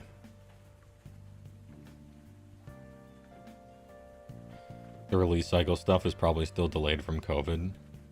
Well, right, but if everything is delayed, then just... It's like you're at a restaurant, okay? And the pizza's taken an extra long time to cook because the oven doesn't work right. It still cooks it, but it takes a while. So you make the guy's Reuben later. Because you're like, oh, pizza's going to take an extra 30 minutes to bake. So I'll make the Reuben 24 minutes from now, and then they'll both come out at the same time, right? You know, like a restaurant. I don't know. Clearly I'm not a business degree. Because I'm streaming on Twitch during a solar storm that's only targeting my computer and the house.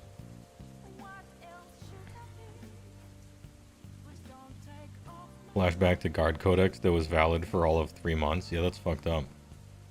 They do that at the end of editions with Battle Tomes as well. Flesh Eater Quartz. But that's why drip feeding Battle Tomes is just shit for players. It's bad for the players. That's why the index thing is good. I mean, they're still kind of mucking it up by doing the Battle Tome releases anyway, but that's why indexes are the good idea. There should only be indexes, in my opinion. You just digitally update the rules. And the Battle Tomes, physical, it's like to me, that's like a collector edition thing. But the reason they can't do that is a business reason. A big part of their business model is selling books. It just is. So you can't stop selling books unless you want to change your whole business model and sell a factory or something. So it just won't be changed. Which sucks if you're playing the game. But what are you going to do? Bingpat, thanks to tier 2. Appreciate it. 43 months. Twitch trying to play ads? Not in this house. Do not suffer an ad to be watched, as I always say.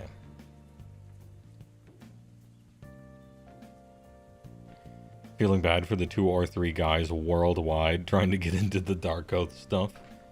I would just wait till 4th. I mean, that's like, I'm becoming a broken record, but I just think it's the best advice. HeyWoah, what should I buy right now? Nothing. Wait. All the rules in the entire game are going to change in like a month.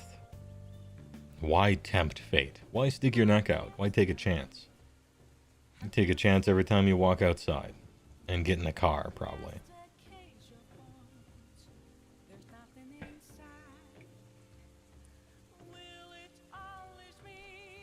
As if codices and battle tomes won't sell just as art books. Spoilers, they will. Probably, right? I see a lot of people buy a bunch of books.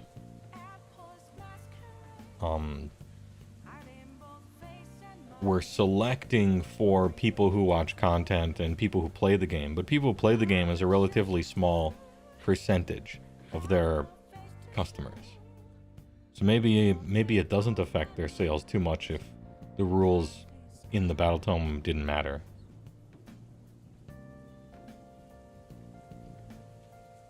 Ahem.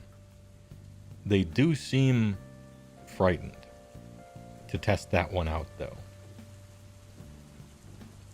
They don't release narrative books with no rules in them.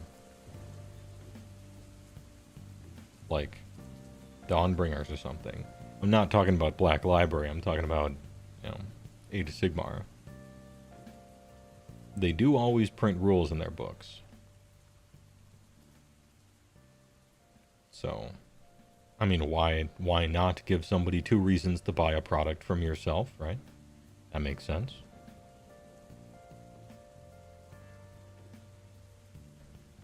Hey, well, what should I buy right now? A big hat? See the store link? Let's go easy. Damn, I gotta get better at hawking my goods.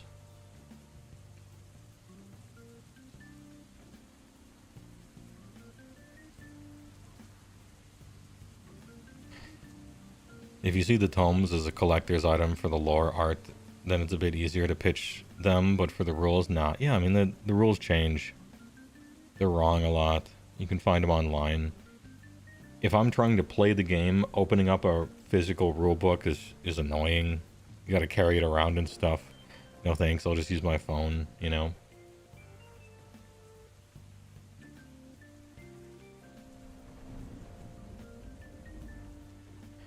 Warhammer Fantasy used to release just campaign books with no army rules, then it died.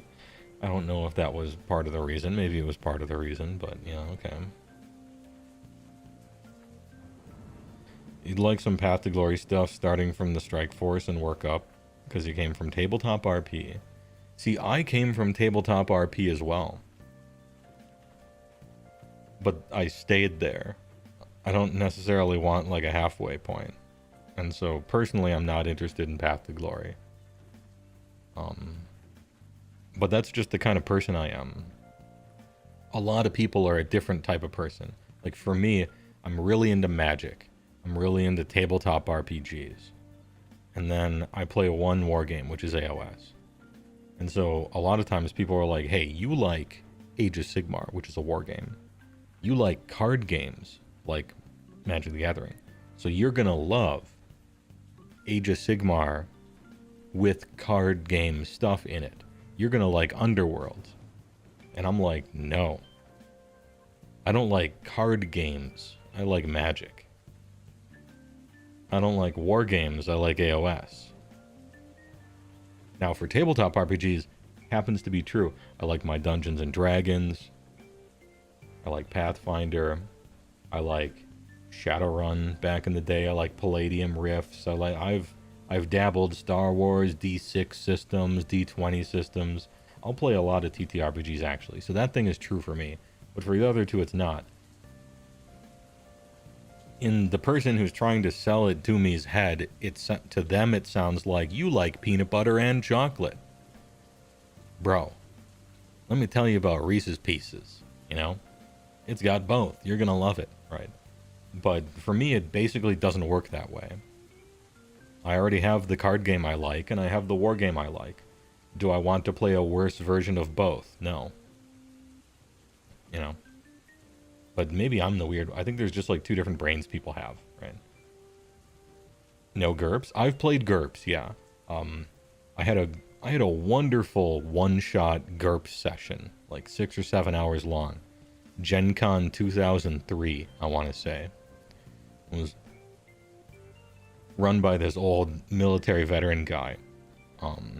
World War II diesel punk, superhero, supervillain GURPS. Great game. Really liked it. The GURPS system was kind of whatever, but the guy running the game was great. And that's the little secret, you know, about TTRPGs. The system you're using is, in my opinion, much more interchangeable than the quality of the person running the game in general. Country Day Yan, thanks for the tier 1, appreciate it, for 21 months. 20 months and you still haven't finished painting and building your army? Look, we got 4th editions a month away. Maybe even 2. You got time. You just got time. We'll do a rainforest walk. Now that one looped around.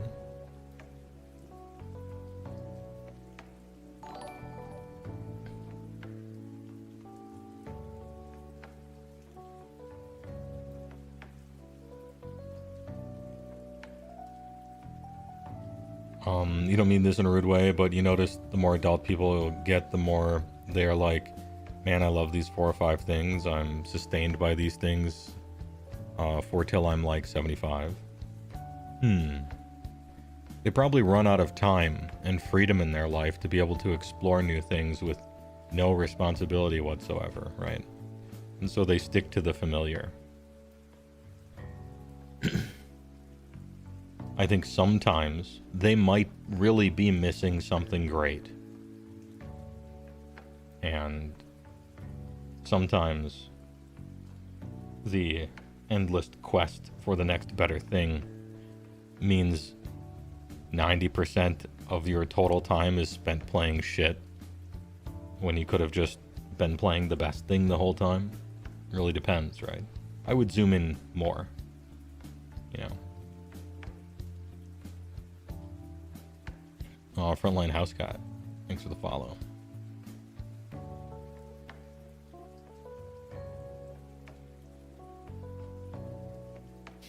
As a military vet, I don't see my generation recreating the US invasion of Fallujah. Is it Fallujah or Fallujah? I don't know these words. Always on tilt.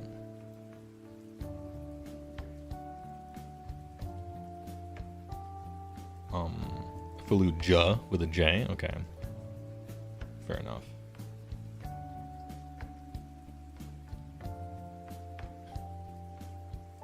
Yeah, June is already next month.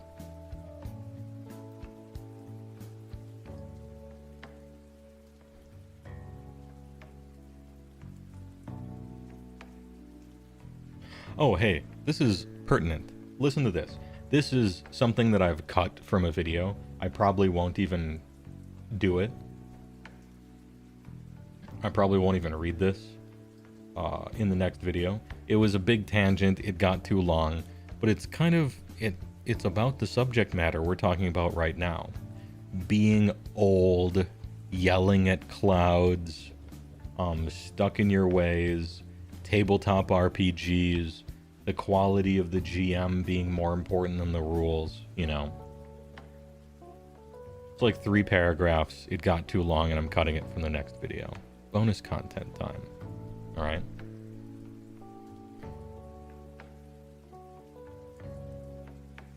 So, you're thinking about running a tabletop RPG game, but you're a little tired of the mechanically safe and sanitized modern landscape. Everything's designed to be so quick and easy, so approachable, so obsessed with balance, hand-holding so tight you feel like you're on rails.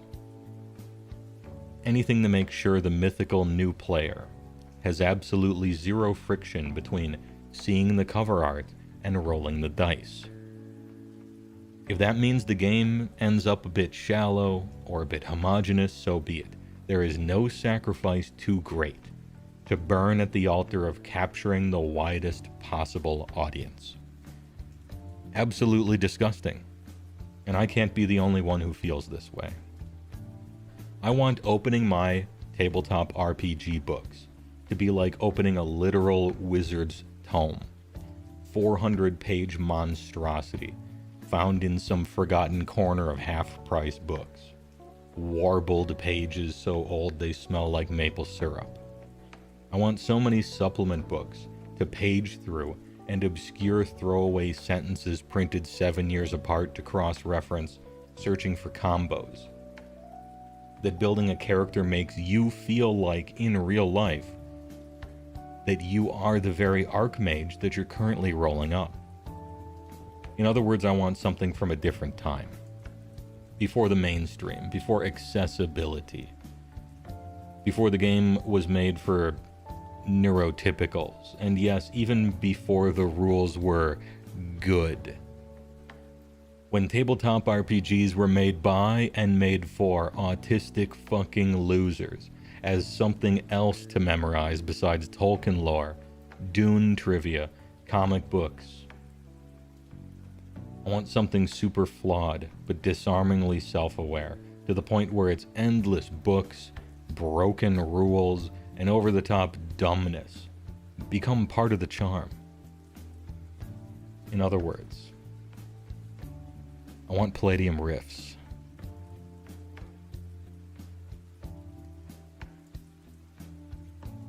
Anyway, that's the cut intro that won't be used for the video. Because it's too long and it goes unnecessarily hard.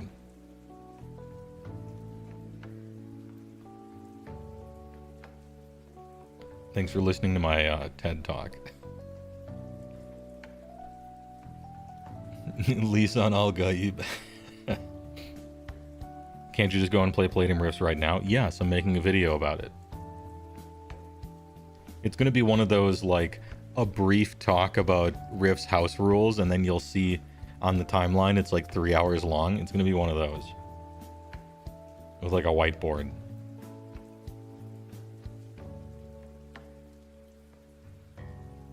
You love my never-ending sentences. I write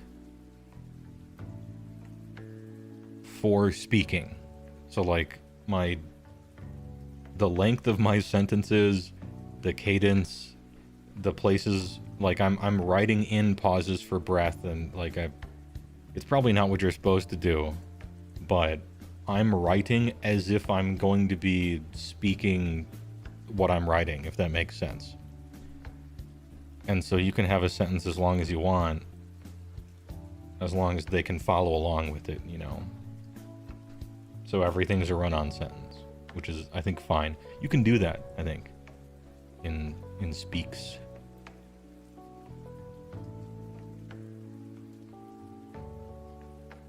Riffs, a quick retrospective, 14 hours long. Yeah, kind of like that. You should keep that, and once Riff sponsors you, you should show them and see if they let you have the ad spot. I don't think Riffs could afford to sponsor anyone. They're kickstarting their books now. Because one of the things about accessibility and growing your audience no matter what, like, it doesn't matter how homogenized, like, you will sacrifice anything for the bigger audience, no matter what. More players, please. More players, more. Line go up, right? Financially, that's actually the way to do it. And so, you know, games like Palladium Rifts, where they're like, nah, fuck it, dude. No additions. We'll do RUE, which is kind of an addition, but that's it.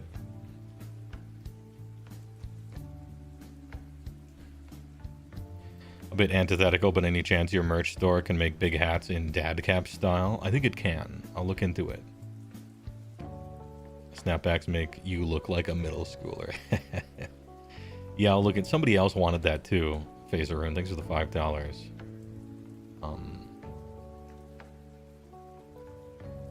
And now that 2 people have asked, I feel like I just have to do it. You mentioned you don't watch battle reports or other AOS content much, so how come you have all this AOS knowledge? I don't know, I just read the books and think about it.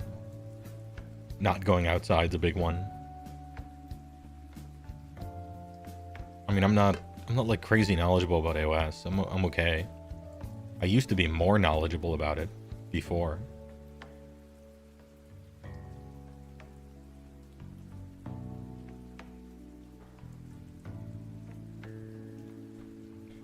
Ahem. You second the dad baseball hat request? Alright. Alright, you twisted my arm. I'll do it.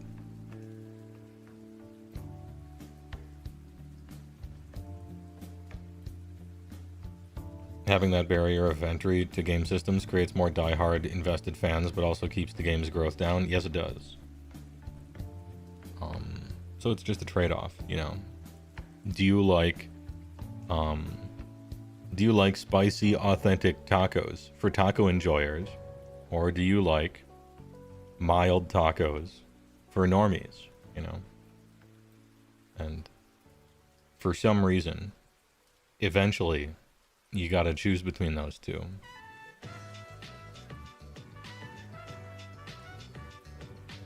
I don't know why mild tacos for normies can't just sell one good spicy taco, but apparently that's illegal. As we've seen in the video game industry recently. Apparently you can't do that either. You'd think it'd be an easy solution.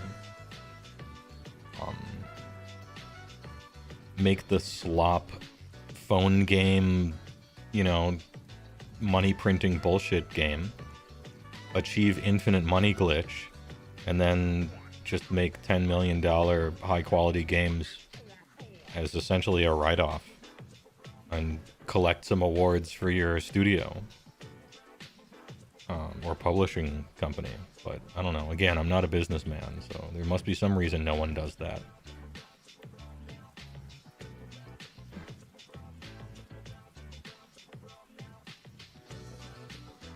This statement's about Hi-Fi Rush. Not only them, but it is them. Yeah.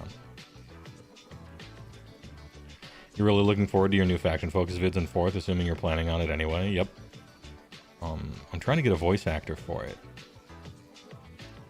It's not like I'm copying what's his name or anything, but I'm trying to get a voice actor for it. We'll see if they see if their agent responds to my messages. No voice actor. It's for a bit. It's not somebody else. It's not somebody else speaking throughout the whole video. It's for a bit section of the video. It's like, I don't know, gonna be like 11 seconds long or something like that. It's marketing. What sort of voice are you looking for? The sort of voice that's connected to like a million sub YouTube channel for promotional purposes. Secondarily, their skill at being a voice actor.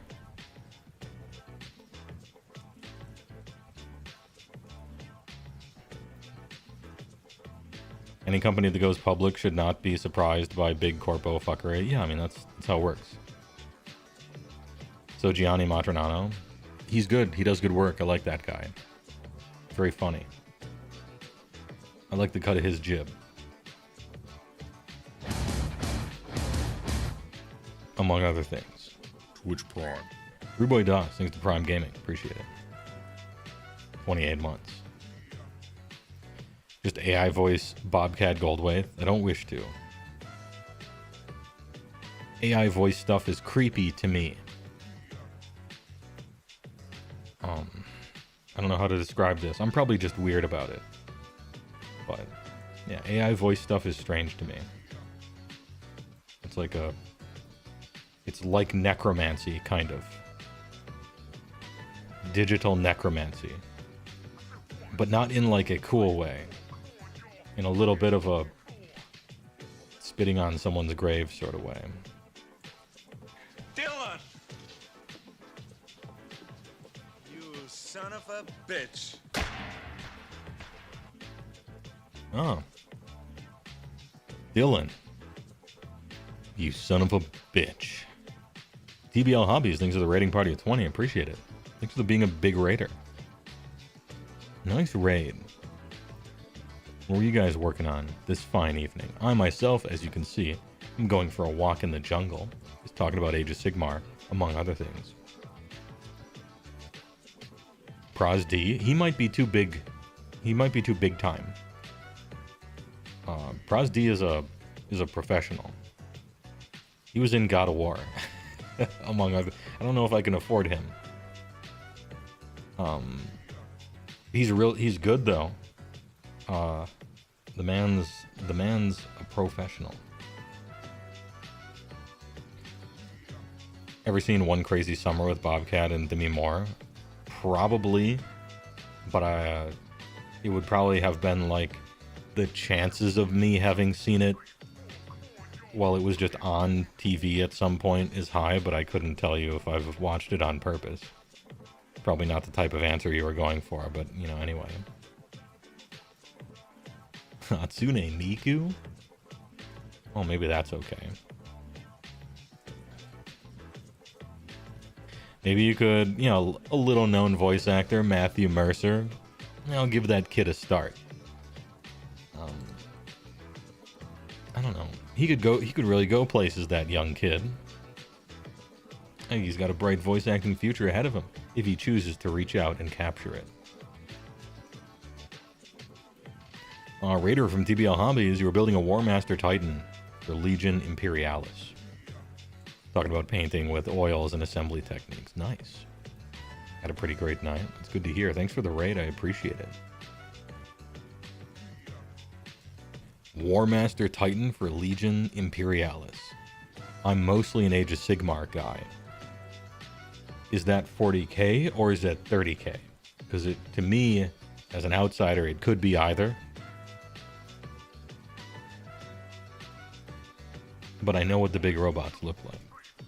And oil paints are fun. They mix like an absolute dream. Nice and thick. Slightly toxic, but chill, you know. Epic Horus Heresy. Okay. Horus Heresy is what 30k is, yes. The models are amazing. Morning of his hero is over. Now it's high noon. Yeah. Epic means tiny. Am I wrong? Counterintuitively, epic is the tiny ones. It's the miniature Titans. Okay, I had it right then. Penny Dude, thanks for the tier 1. Appreciate it. For 17 months. Ruboy Doss saved his points for 3 months just to highlight a message.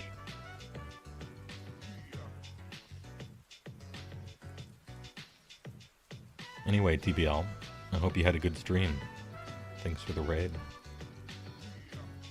Sometime in the near future, I might be looking at 40K. Depends on how poverty-stricken I become. But if I ever do, it'd be kind of neat to look over all this stuff and have chat, learn about all of it through the filter of only chat telling me about it. Should be a good bit.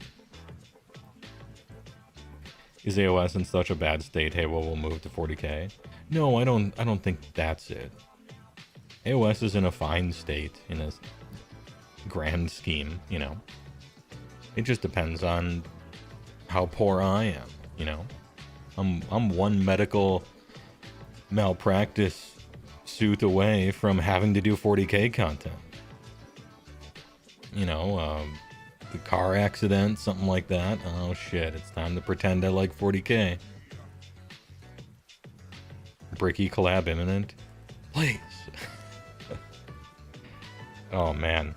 Watching Bricky collab with all of my waifus, I had to drive to the store and buy a cuck chair. Like, it was the most miserable experience of my whole life.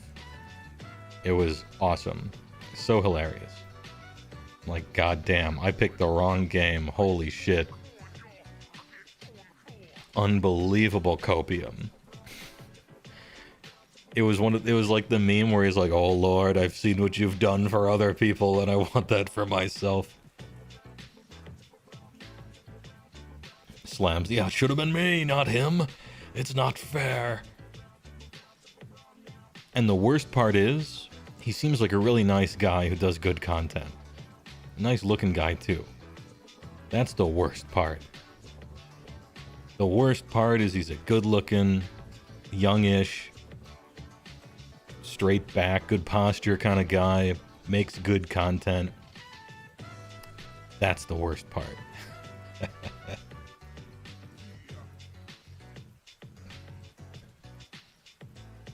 Still think it'd be neat if you read over the 40K rules and did a good or bad. Yeah, I might do that sometime in the future. We'll see. You have to pretend you hate 40K because it's too woke. Yeah. I don't have the energy for that. On either side of the... on either side of the thing. That's how you make the bug bucks. Rat wife when, GW?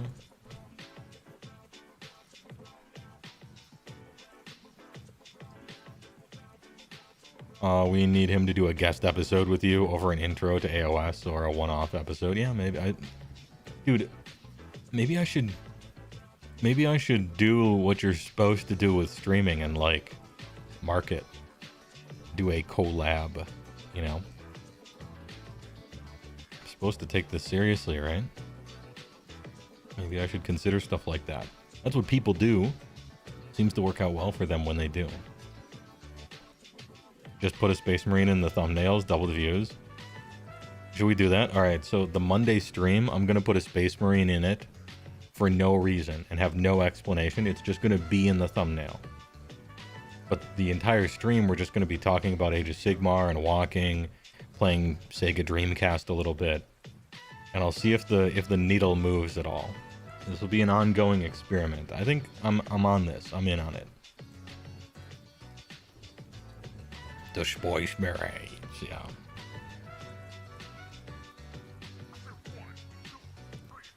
Surely that couldn't work. Lest? Yeah. We have to figure out what the biggest faction is first, obviously. I know what the biggest faction is. It's Knights. Sega Knights for the Dreamcast. Or for the Sega Saturn, actually. Right? In 40K, Knights are the biggest faction. Like the largest models. But I don't like what they look like. And so remember, you have to choose the biggest thing or the sweetest or the cutest thing. But I'll figure that out later. Just turn yourself into a VTuber anime. GG easy no re. I missed the window of opportunity for that. That was like 4 years ago. I shoulda. It would allow me to be more lazy. I could take a drink of Dr. Pepper right now. You guys wouldn't even know. Now that's freedom.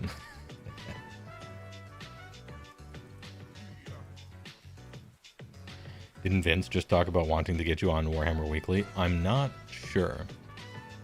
I try to watch Warhammer Weekly, but it ends up being like maybe every other week. I'm busy a lot. Did he? I figured that's kind of the case. Me and Vince, we have a rapport. We have a highly decent rapport, I would say. If we interacted more, we would probably become friends. Depending on what your definition of that is. I don't know. Some people are fast and loose with the term. I myself am a hermit. I don't want to... This is probably going to come off wrong. Vince said he'd be happy to have you on every week. Oh, really? Okay. Well, damn, because I was concerned at the time because I was about to say something along the lines of, I bet if I asked, he would probably maybe let me co-host. If I asked. But I didn't want to make it seem like, well, if I ask him, he'll just let me... I didn't want to make it seem like that. So the fact that he said it, now that makes it okay for me to say it, I guess. Who's Vince? That's Vincent the Body Bencharella. Warhammer Weekly. He's done an Age of Sigmar weekly show for... Oh, geez. Since Age of Sigmar. Since the game. Legendary content creator. And does a lot of work trying to be like a tent pole. Or maybe a water level increase or something like that. Likes to shout out other content creators. Cares about the environment. The content environment, Anyway. Video idea, create your own Space Marine chapter, the Big View Gators. You may or may not underestimate your appeal, says Poison Rivy. His weekly show where he makes how little prep his co-hosts do apparently every show. I mean, that... If I was co-hosting on it, I would probably do very little prep time as well, because I just don't have a lot of prep time. I don't have a lot of time to do stuff like that. I wonder if I would be a good co-host. Do we want another guy who's like, oh, I don't have a pick of the week? Because that would be me, probably. I don't know. And also, maybe we agree too much. The problem with Vince is his opinions are too good and correct. And so, like, the dynamic might be off a little bit. Because I would just be mostly agreeing with him. You need a little bit of, detail guy color commentary, a little bit of friction. I'm going to play devil's advocate or something. I suppose I could just do that. It doesn't wound me to be that guy in the dynamic you're going for the two talking heads, Anyway, generally I don't have enough time, I don't think, to do something like that. But, I don't know. I mean, we'll see after this partner thing. Certainly not during these 2 months. And probably not right afterwards, but we'll see. I don't know. Maybe I'll talk to him. But, no promises, and I'm not even sure if I have enough time to do such a thing. It would be cool, though. It would be good for marketing, I guess, for my stream as well, right?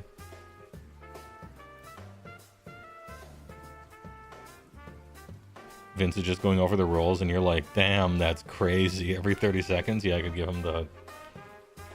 Wow. Amazing. That's so sick. Really? Wow. Just put it on loop. You'd always just start as a guest a few times and see if you want to commit to a co-host. I've been a guest on there quite a few times. It's always a good time. It's always a good experience. As a matter of fact, Vince shouting out my video on Warhammer Weekly,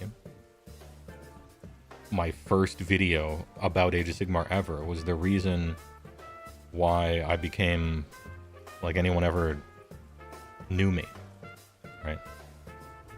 I got like 1,000 views or something with my one video. And them shouting it out on Warhammer Weekly was the reason anybody had ever heard of me right when I started. And then I made another video that they liked, and they shouted that one out. And then I made a third video that they liked, and they shouted that one out. And after a while, they started just, like, stopping, you know? But, yeah, I attribute me being mentioned on Warhammer Weekly over and over and over to be essentially the start of anyone having heard of me for Age of Sigmar content these 7 years ago, or whatever it is at this point. 6 years ago, I'm not sure. And as such, I don't stream Wednesdays. I do other work Wednesdays. I could stream at 6 o'clock Wednesdays, but I've not done so. And I can always find other work to do, and so I do, and like I'm busy, but you know, it's been kind of a unspoken professional respect thing. I'm not going to stream in his time slot on the same platform that he is, YouTube, as a courtesy. I don't consider it to be insulting if you do. It's not, I haven't told him this, but it's just something I quietly decided one day.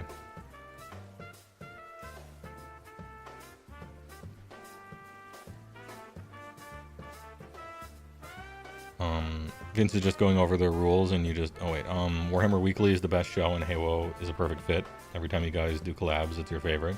Yeah, it would be a fun time. We'll see if my schedule clears up after this 2.5 month thing. It'd be fun. Also lets you watch the live shoot. Yeah, when I have the opportunity to, which is still every other about. I think the contrast of Vince's multi-army Timmy approach and your one-army combo finder ways would make for good conversations on the regular. I don't doubt that we would have good conversations. I'm just thinking about... I'm ruining it by thinking about the... Oh, what's the dynamic of the two talking heads, and if he's going to be that guy, I got to be this guy, and if we agree too much, then what's the point? And I'm thinking about the nuts and bolts of it and ruining it. Don't worry about it.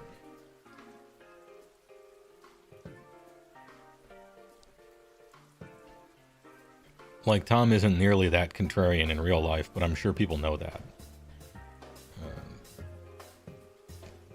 Kind of plays it up because that's a good dynamic to have between host and co-host. Occasionally flip off the audience. Oh, okay. I'd have to practice. Trying to be Jamie and Adam from Mythbusters. I'm going to make no comments about Jamie and Adam and me and Vince from a physicality standpoint. And I hope none of you do either. Moving on. I suppose it could be, but... Judd got here. What did I miss? Good meme.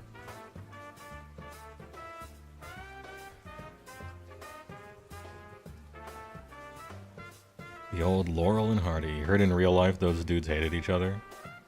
I don't know if they hated each other, but they were not friends.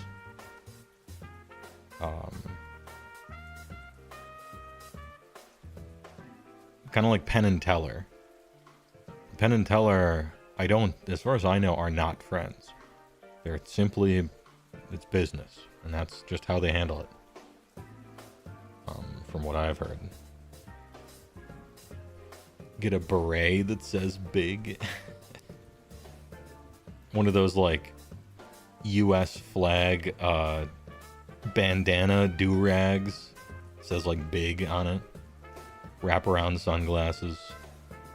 Let me tell you, brother, things are gonna change around here. Warhammer Weekly. One of you just has to be really stupid and not know anything, and so the other can go for instances of, here's this game riffs, and the other can just get excited, you know. Adam made a video about how they were really just civil co-workers, kind of like Penn and Teller. Oh yeah, okay, so there you go, yeah, like that. That's how I took it.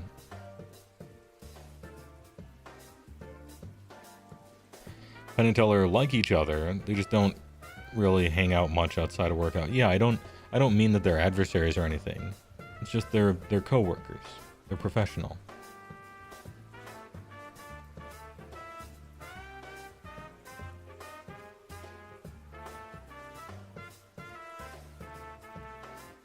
You think it was the same with the tiger magicians? Didn't the cat eat one of the guys? Is it too soon? That's how you are with the bandits, me Jubes. We're close, but you're not like going to their houses to spend time and stuff. Yeah, I think that's... People act like that's weird, and maybe it is weird, but I think that's more normal than not. Siegfried a nightmare? Jesus.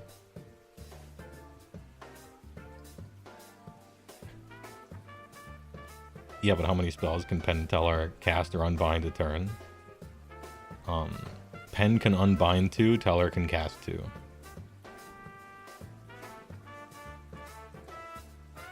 A Tale of Souls and Swords, eternally retold. What is that stupid one? A soul desires a sword, and a sword desires truth, or some stupid shit like that. Damn. Or is it a hero desires a sword? Is that it?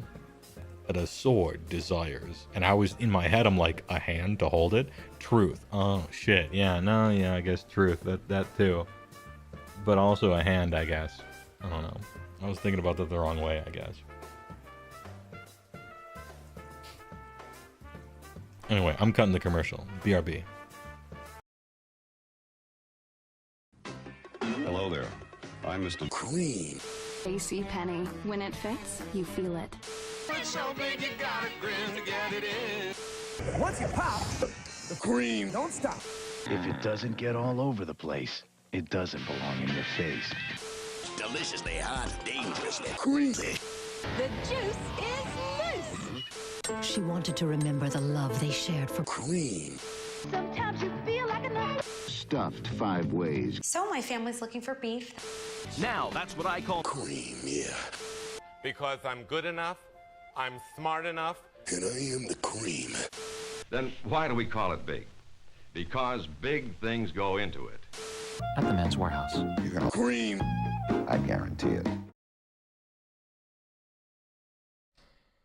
All right, intermission number 2. Just a palate cleanser. No big deal. Little palate cleanser. All right. Second intermission of the evening.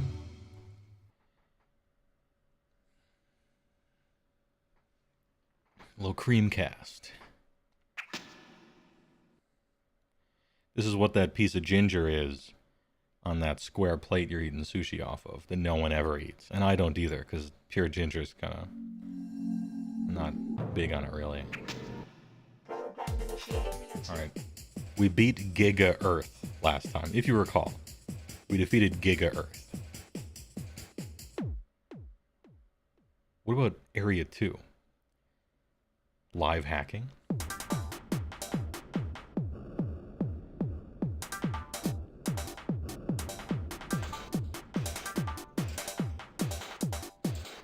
Looking at chat instead of looking at shoots. My mistake. I'm already missing stuff. Hard to 3, pickled ginger is a nice snack. You could eat it solo. Okay. Alright. Different strokes, right? I think you can blow them up by hitting that yellow circle. Yeah.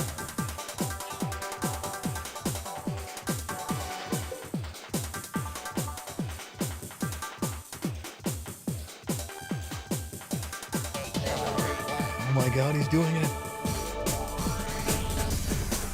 Friday stream, never got news. Oh, that's true. We didn't do news on the Friday stream. Maybe we should do news today. Yeah, we'll do news after the palate cleanse. How about?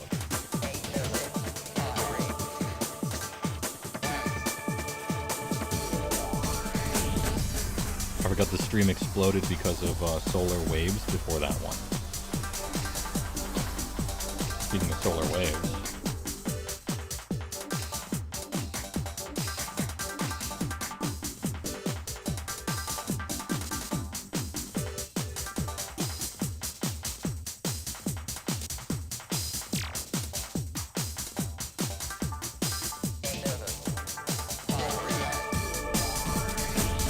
What is this masterpiece? We're hacking in real time. This is what it's like. This is what people thought using the internet would be like. Where did we go wrong?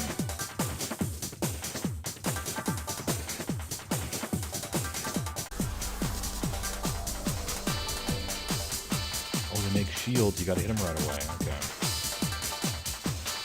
The other shields would be real annoying if I didn't hit them right away.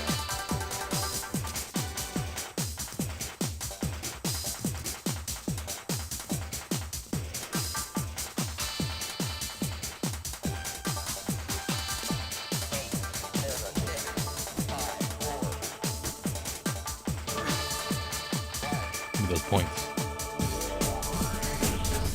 This is what it feels like the chew button. Dude, 5 gum? Lawnmower Man, good one. The game, I can play it, but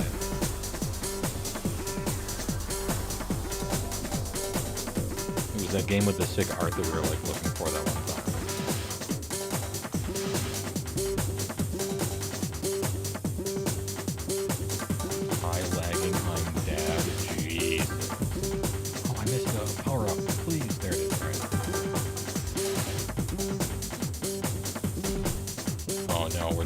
Down. I got hit. We are a circle. Might not beat the boss. You're getting big lag.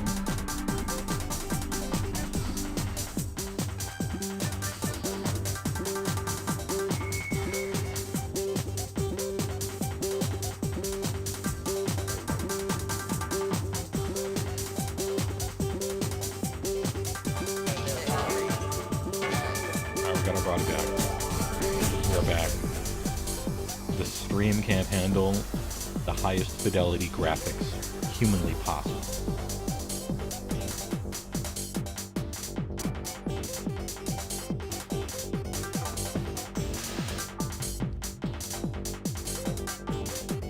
Power up. I'm gonna be honest, I played this game every once in a while, a million years ago, and I do not know what any of the power-ups do.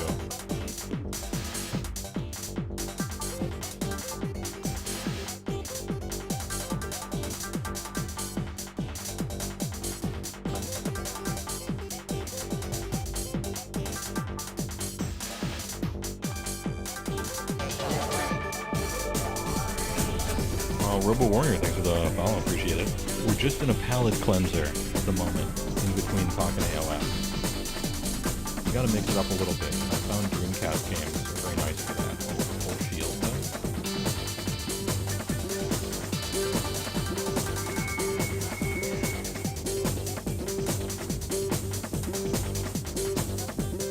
This game goes hard for YouTube. Alright, boss time. Is this the Neon Dynasty? Oh, what's this boss? Is this Giga Mars? Mars Gigas. Let's go. Alright, Giga Mars. Now you can shoot the middle. Oh, it's this.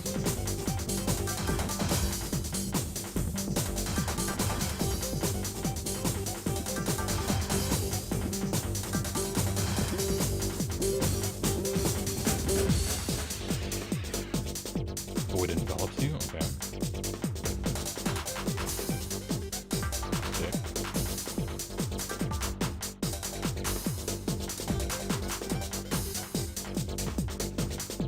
This level of tech. It's like trying to read chat and do this at once. That's difficult. Hey, you know, streamers who play games and read chat at the same time, that's a skill. Shit's hard. Yeah, this is Rez on the Sega Dreamcast. Tyler Stillwell. This tight-ass game. I like the music. I like the idea for it. It's kind of chill. The graphics are insane. I prefer it on the Dreamcast over the PlayStation, even though PlayStation has more resolution. I prefer frame rate. The animations look way better and smoother and stuff on the Dreamcast. Controls are a little better.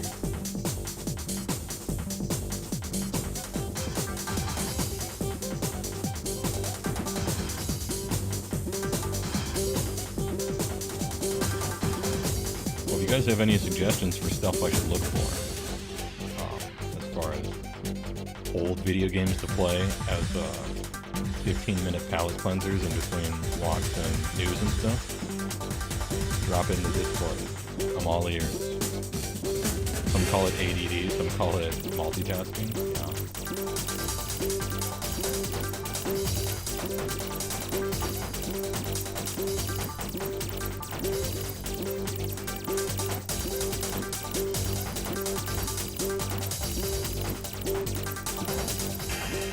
Oh, got him.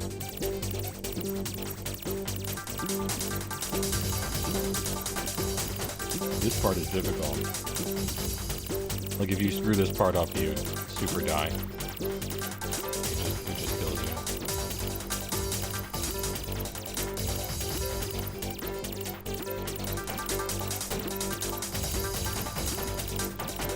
I have essentially 2 hits until I die. Like, after this body, every time you get hit, your body loses structural integrity. You lose polygons. Dreamcast specific games? Not necessarily. I got PS1, PS2. I got Sega Genesis, 32X, Sega CD, Super Nintendo. I don't have a Saturn. I don't have any Xboxes or Wii's or anything.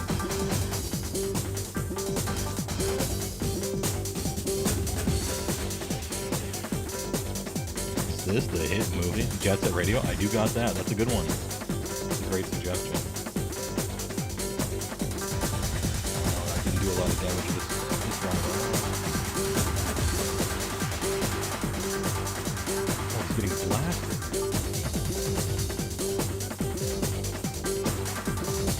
Alright, so the center really doesn't have a lot of health.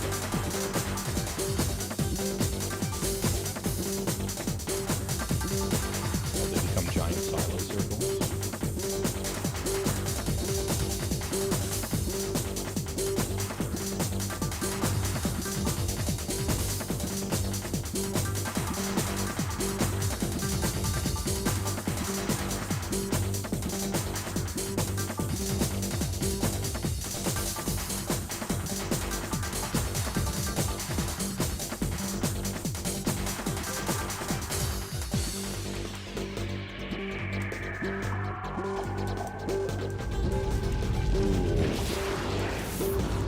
Mars Giga has been destroyed.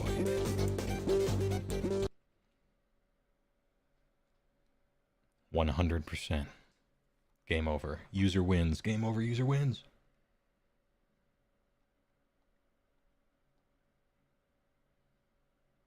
There it is, the mainframe. Now saving on memory card slot 1. Alright. Palette cleanser over.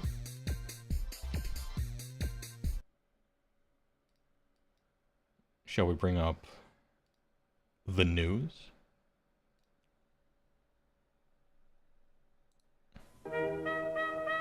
Right now, you could be savoring the rich, creamy flavor of angel food ice cream. It's the extra cream in angel food that blends all of your favorite flavors so they're always smooth and creamy, never pointy. How about some rich and creamy angel food ice cream right now? Alright, we are back. It's news time. Get some Road Warden stream. Create battlefields worth fighting over with the updated terrain rules for new Age of Sigmar. Alright. Oh, thanks, Virus and Threat Protection Windows. I appreciate it. Thanks for the little light up. Terrain rules in my Age of Sigmar. The new edition of Warhammer Age of Sigmar reworks, tweaks, and updates all sorts of rules. Everything from how war scrolls work, how you fight battles, how wizards and priests conjure, enhance. Conjure magic and evoke their deities has changed. The terrain that decorates your battlefields has also changed. making them easier to include and play around in your games. You'll find conditions for visibility, moving over terrain in the core rules, and it's all simple and intuitive. Models can clamber and vault over terrain features that are 1 inch or less in height with no penalty at all.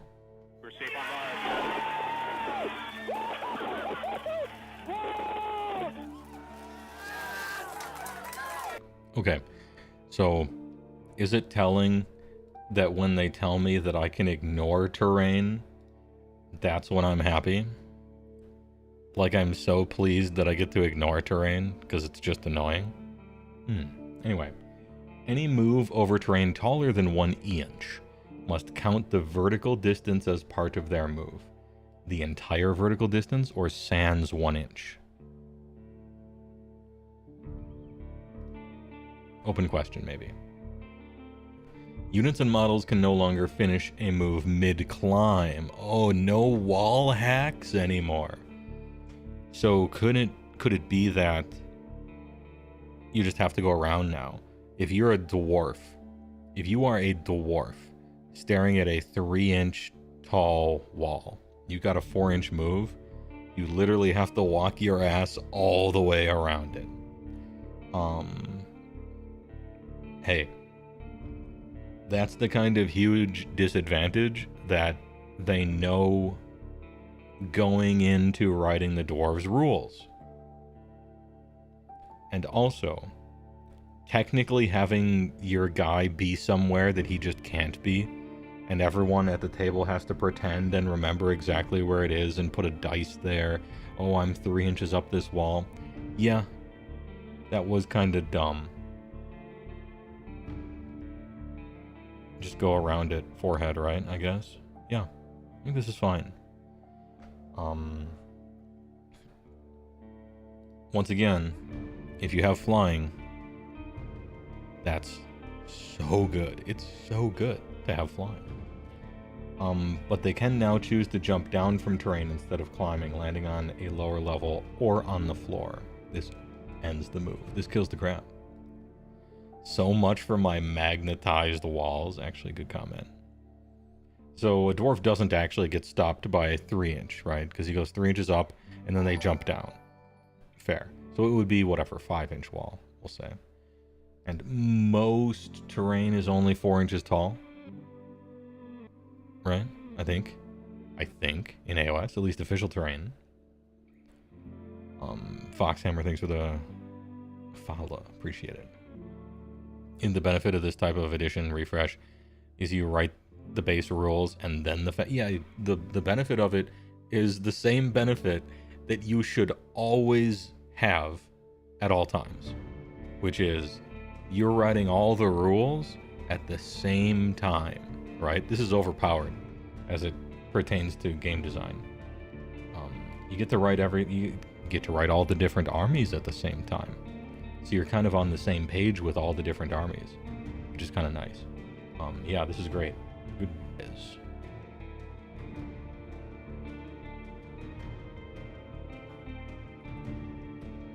We're not even a paragraph in, and I like what I hear. I like jumping down too. Jumping down is funny.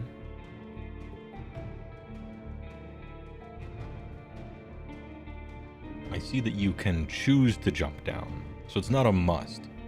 Yeah, if you have 69 inches of movement, you can just spend 6 to go up and down and then keep going. You don't have to jump. It's now, as far as I'm reading this is can. I don't know how much we should trust the article instead of the actual rule, but it says can. So, Tension 8105, thanks to the tier 1 for 35 months. Appreciate it. Big Dragonfall. I signed up to Dragonfall. Got my ticket for the AOS event. Got my badge. Got the hotel room. Gonna play 2 days of Age of Sigmar. Enter a big charity raffle because it's an AOS event in the Midwest, so it's always for a charity.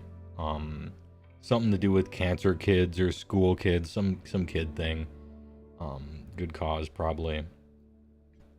Yeah, gonna play some Age of Sigmar. Gonna bring some Commander. Gonna go to big dinner with some people from Discord, whoever wants to show up. It's gonna be a good old time. Fall damage, question mark? I hope not. That's the amount of granularity that we don't necessarily need here. Schools for underprivileged cancers. Yeah. What's my main EDH deck? I have Baba Lee Saga, which is maybe my favorite one at the moment. And then I have Arden / Crom partners, which is red, white, blue, Stoneforge Mystic like equipment. And then I have Garth 5 color, which is like it's basically a blink deck, flicker. A bunch of like enchantments that say all creatures have haste, a bunch of enchantments that flicker something a turn, and then you just have Garth sitting there producing Brain Geyser over and over, Regrowth over and over. I make a bunch of Shivan Dragon tokens and actually try to kill people with Shivan Dragon. It's just boomer maxing. I have a Chaos Orb in there that I ask if it's okay to play with, and people always let me. Gotta flip that from a foot above the table, see what it lands on. Anyway, those are my 3 EDH decks right now. I said that I would never have more than 4 at once. I have 3. Haven't found that 4th one to make, you know? But I'd like to. At some point. Play that shit for Auntie? No thanks.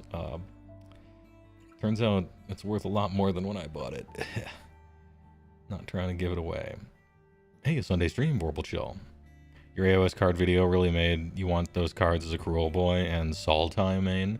Sultai is excellent. Excellent color combination. Possibly my favorite. It's a shame that Sultai...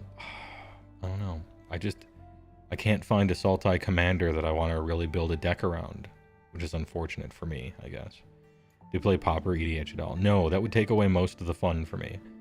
I like to play with my old Legacy and Vintage cards from when I played Legacy and Vintage back in the day. And so I want to play with the nutso shit.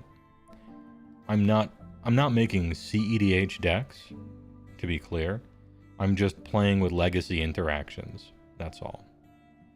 So yeah, Pauper has no interest in it for me. Caden, Cadena, Morph for life. Nice. You got the Morph one too as well. Vorpal Chill. You enjoy Magda and Vile Smasher on her own. Big fan of red. Ooh, Vile Smasher is fun. Maguda as well. The Baba deck is so much gas. You hate and love it. No Need for Gravity. It's just a gas. She's a gas station. You know? It's green black lands. It's built after 43 lands basically. I think I have 41 or 42 lands in Baba Saga because she's really just a lands deck. Baba is just there to tap when I need to go to the gas station and draw another 3 cards. And so I sacrifice like a Mishra's Factory or something for essentially build your own Ancestor Recall. Like pay 1, sacrifice a land that has 3 card types technically, and then draw 3 cards so I can play a bunch more land. She's fun. Anyhow, Age of Sigmar? Good questions, though. I always like talking Magic. Any model, from the lowliest clan rat to the most imposing Reclusian, can hide from another's line of sight by hunkering down behind terrain. This is important for combat range, because you're only in combat if you're both within combat range and visible to an opponent. Ooh, okay. You cannot charge units lurking behind solid walls. Oh, ooh, okay, cool. This right here. Are we doing some in your mind's eye TTRPG stuff here? Hunkering down behind terrain. Does this mean we might be moving away from true line of sight always? I think that's a good thing, if we are. I think that's a good thing if we are, that part.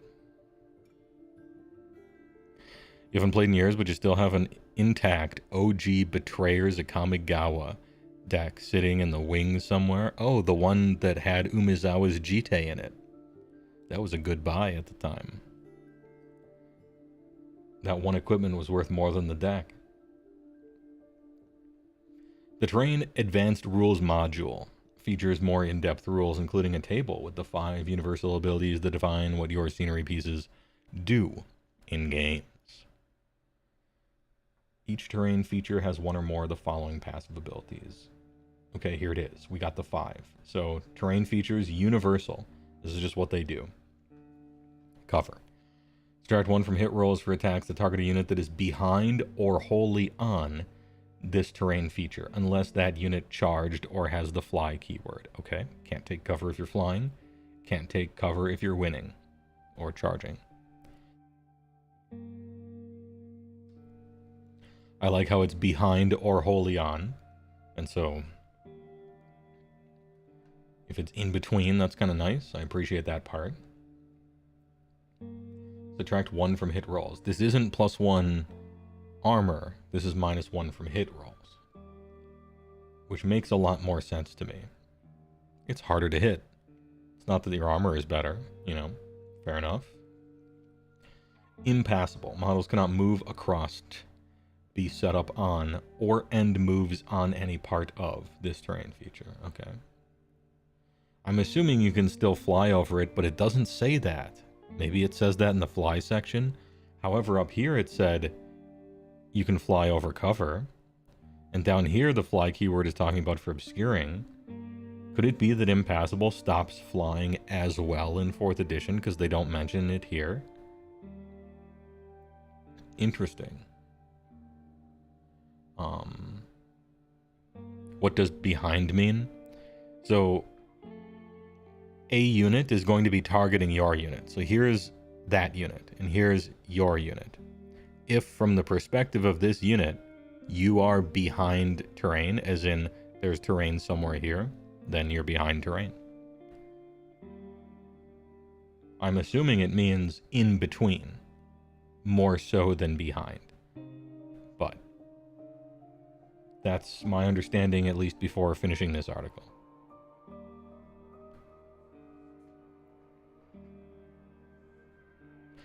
Is it per model? No, because it says attacks that target a unit. So it seems to me that that unit needs to either be entirely behind or not. I'm assuming here. Current 3rd fly rule specifies they can move past terrain as if it weren't there, not the impassable rule, so likely the same in 4th. Probably. I'll give it a toss-up. Obscuring. A unit cannot be targeted by shooting attacks if it is behind or wholly on this terrain feature, unless it has the fly keyword. Okay? This is like... can't be shot, hard to hit, can't move across. Places of power. Heroes. Within 3 of this feature can use activate place of power. Oh, kind of cool. A little roleplay, a little LARPing. Maybe we have a little miniature area denial or power projection battle over a particular place of power if this ability is strong enough. That might be interesting. A little Steve Herner. Yeah, top off at the gas station. Unstable. Models can move across but cannot be set up on or end any type of move on any part. Okay. You can move across but not on. Sure. Okay.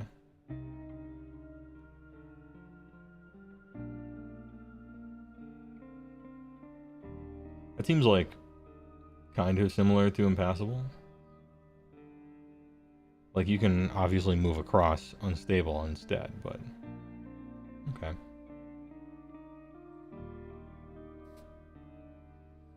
Unstable. The terrain feature posts on Twitter. Best to ignore.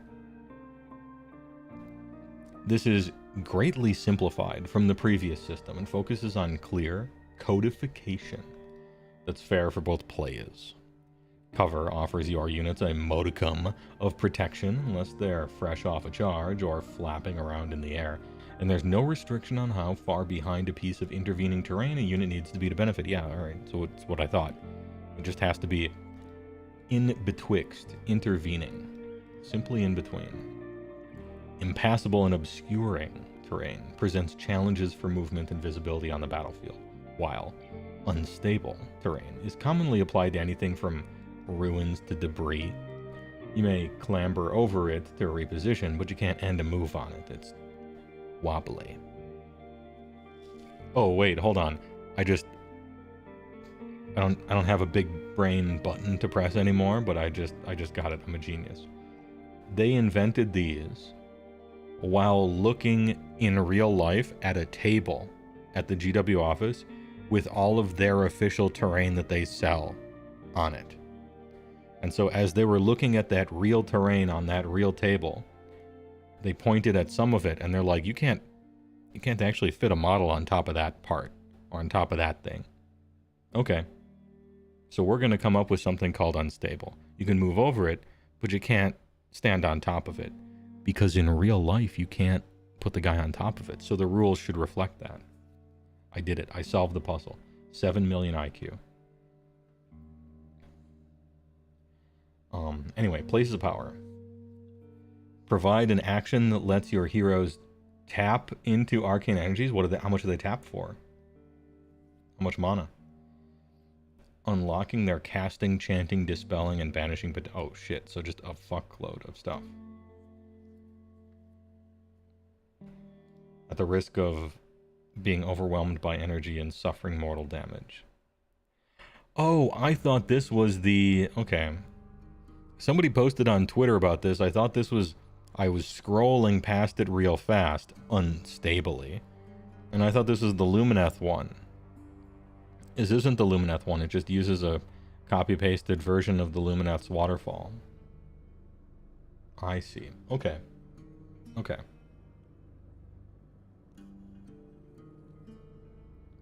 Ahem. Start of any turn. Activate the place, comma, power.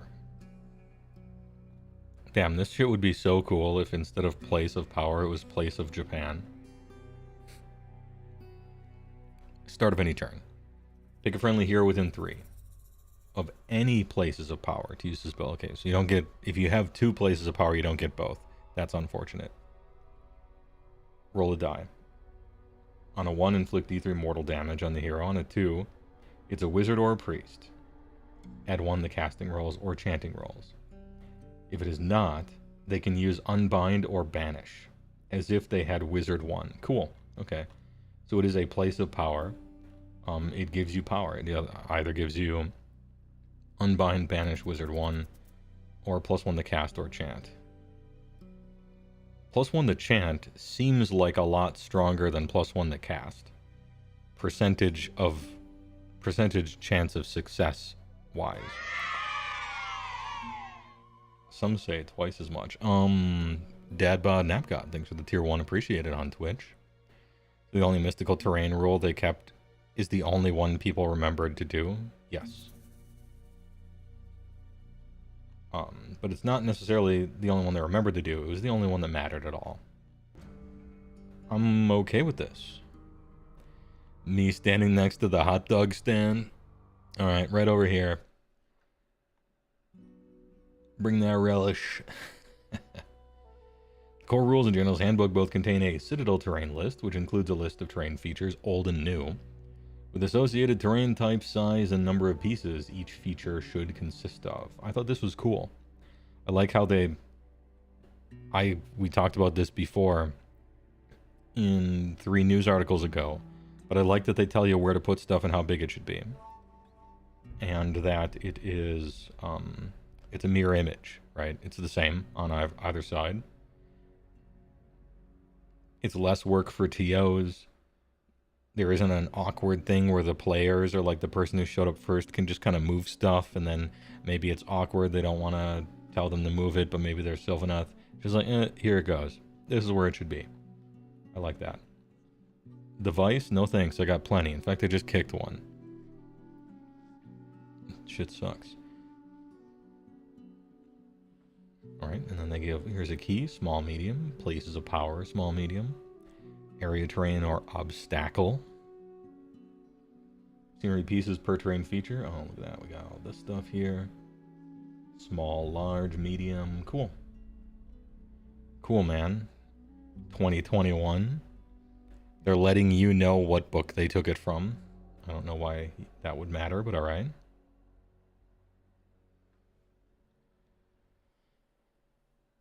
Venti terrain. Venti terrain. Good one. Unlike faction terrain, which can be targeted and destroyed, regular scenery pieces are indestructible.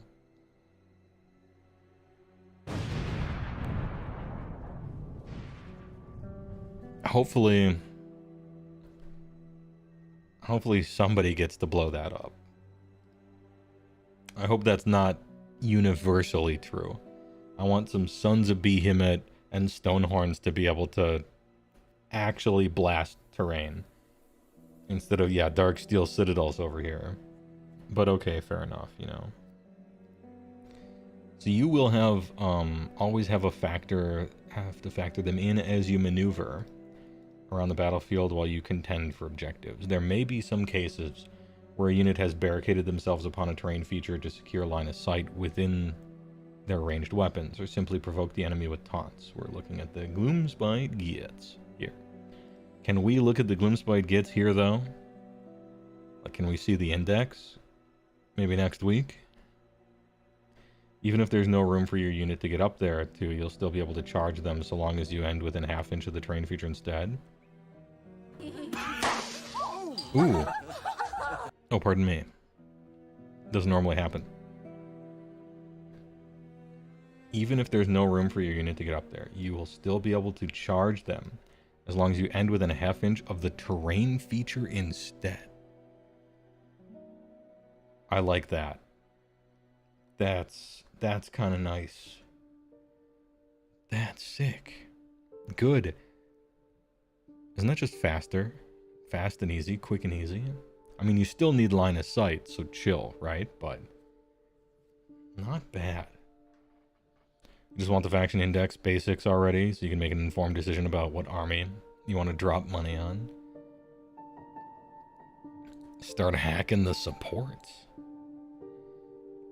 Alright, that's cool. Tomorrow we'll be taking a brief detour into the mortal realms themselves with a fantastic primer on how the regular folk in Age of Sigmar understand the bizarre cosmology they live within. Tomorrow we have no news, so we're going to tell you news that you knew about.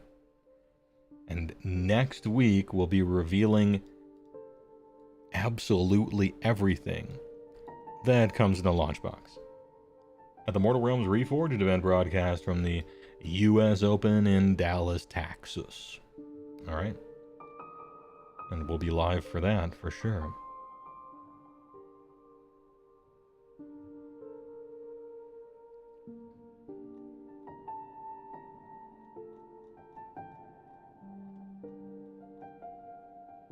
Cool. You remember talking to a guy who lost a game because his opponent made some jank move where his unit couldn't be charged? And the TO said that was fine. Well, yeah, those are the rules, yes. What's the problem? I remember talking to a guy where his opponent did something by the rules, and then he lost. Can you believe the TO allowed the rules to just work how they're supposed to? That's crazy.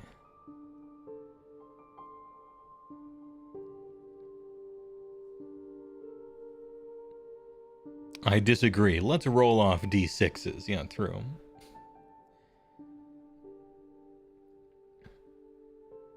Anyway, this shit is sick. I like what I've been shown here with terrain. You get free hop over an inch of it. You can jump down from one side of it. The universal terrain features are reasonable and seem to map on to how their terrain actually is in real life. And so if it would have been wobbly, you can't stand on it. So you sidestep that whole deal from the get-go. And they kept the one that everybody liked. All right. Fenrian, thanks for the tier 1, appreciated. For 22 months. TY.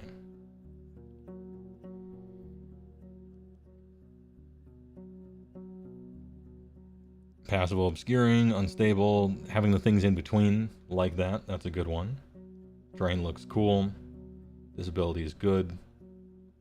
Such that you might even want to get it. You might even want to do it. Outside of the deployment is what I mean.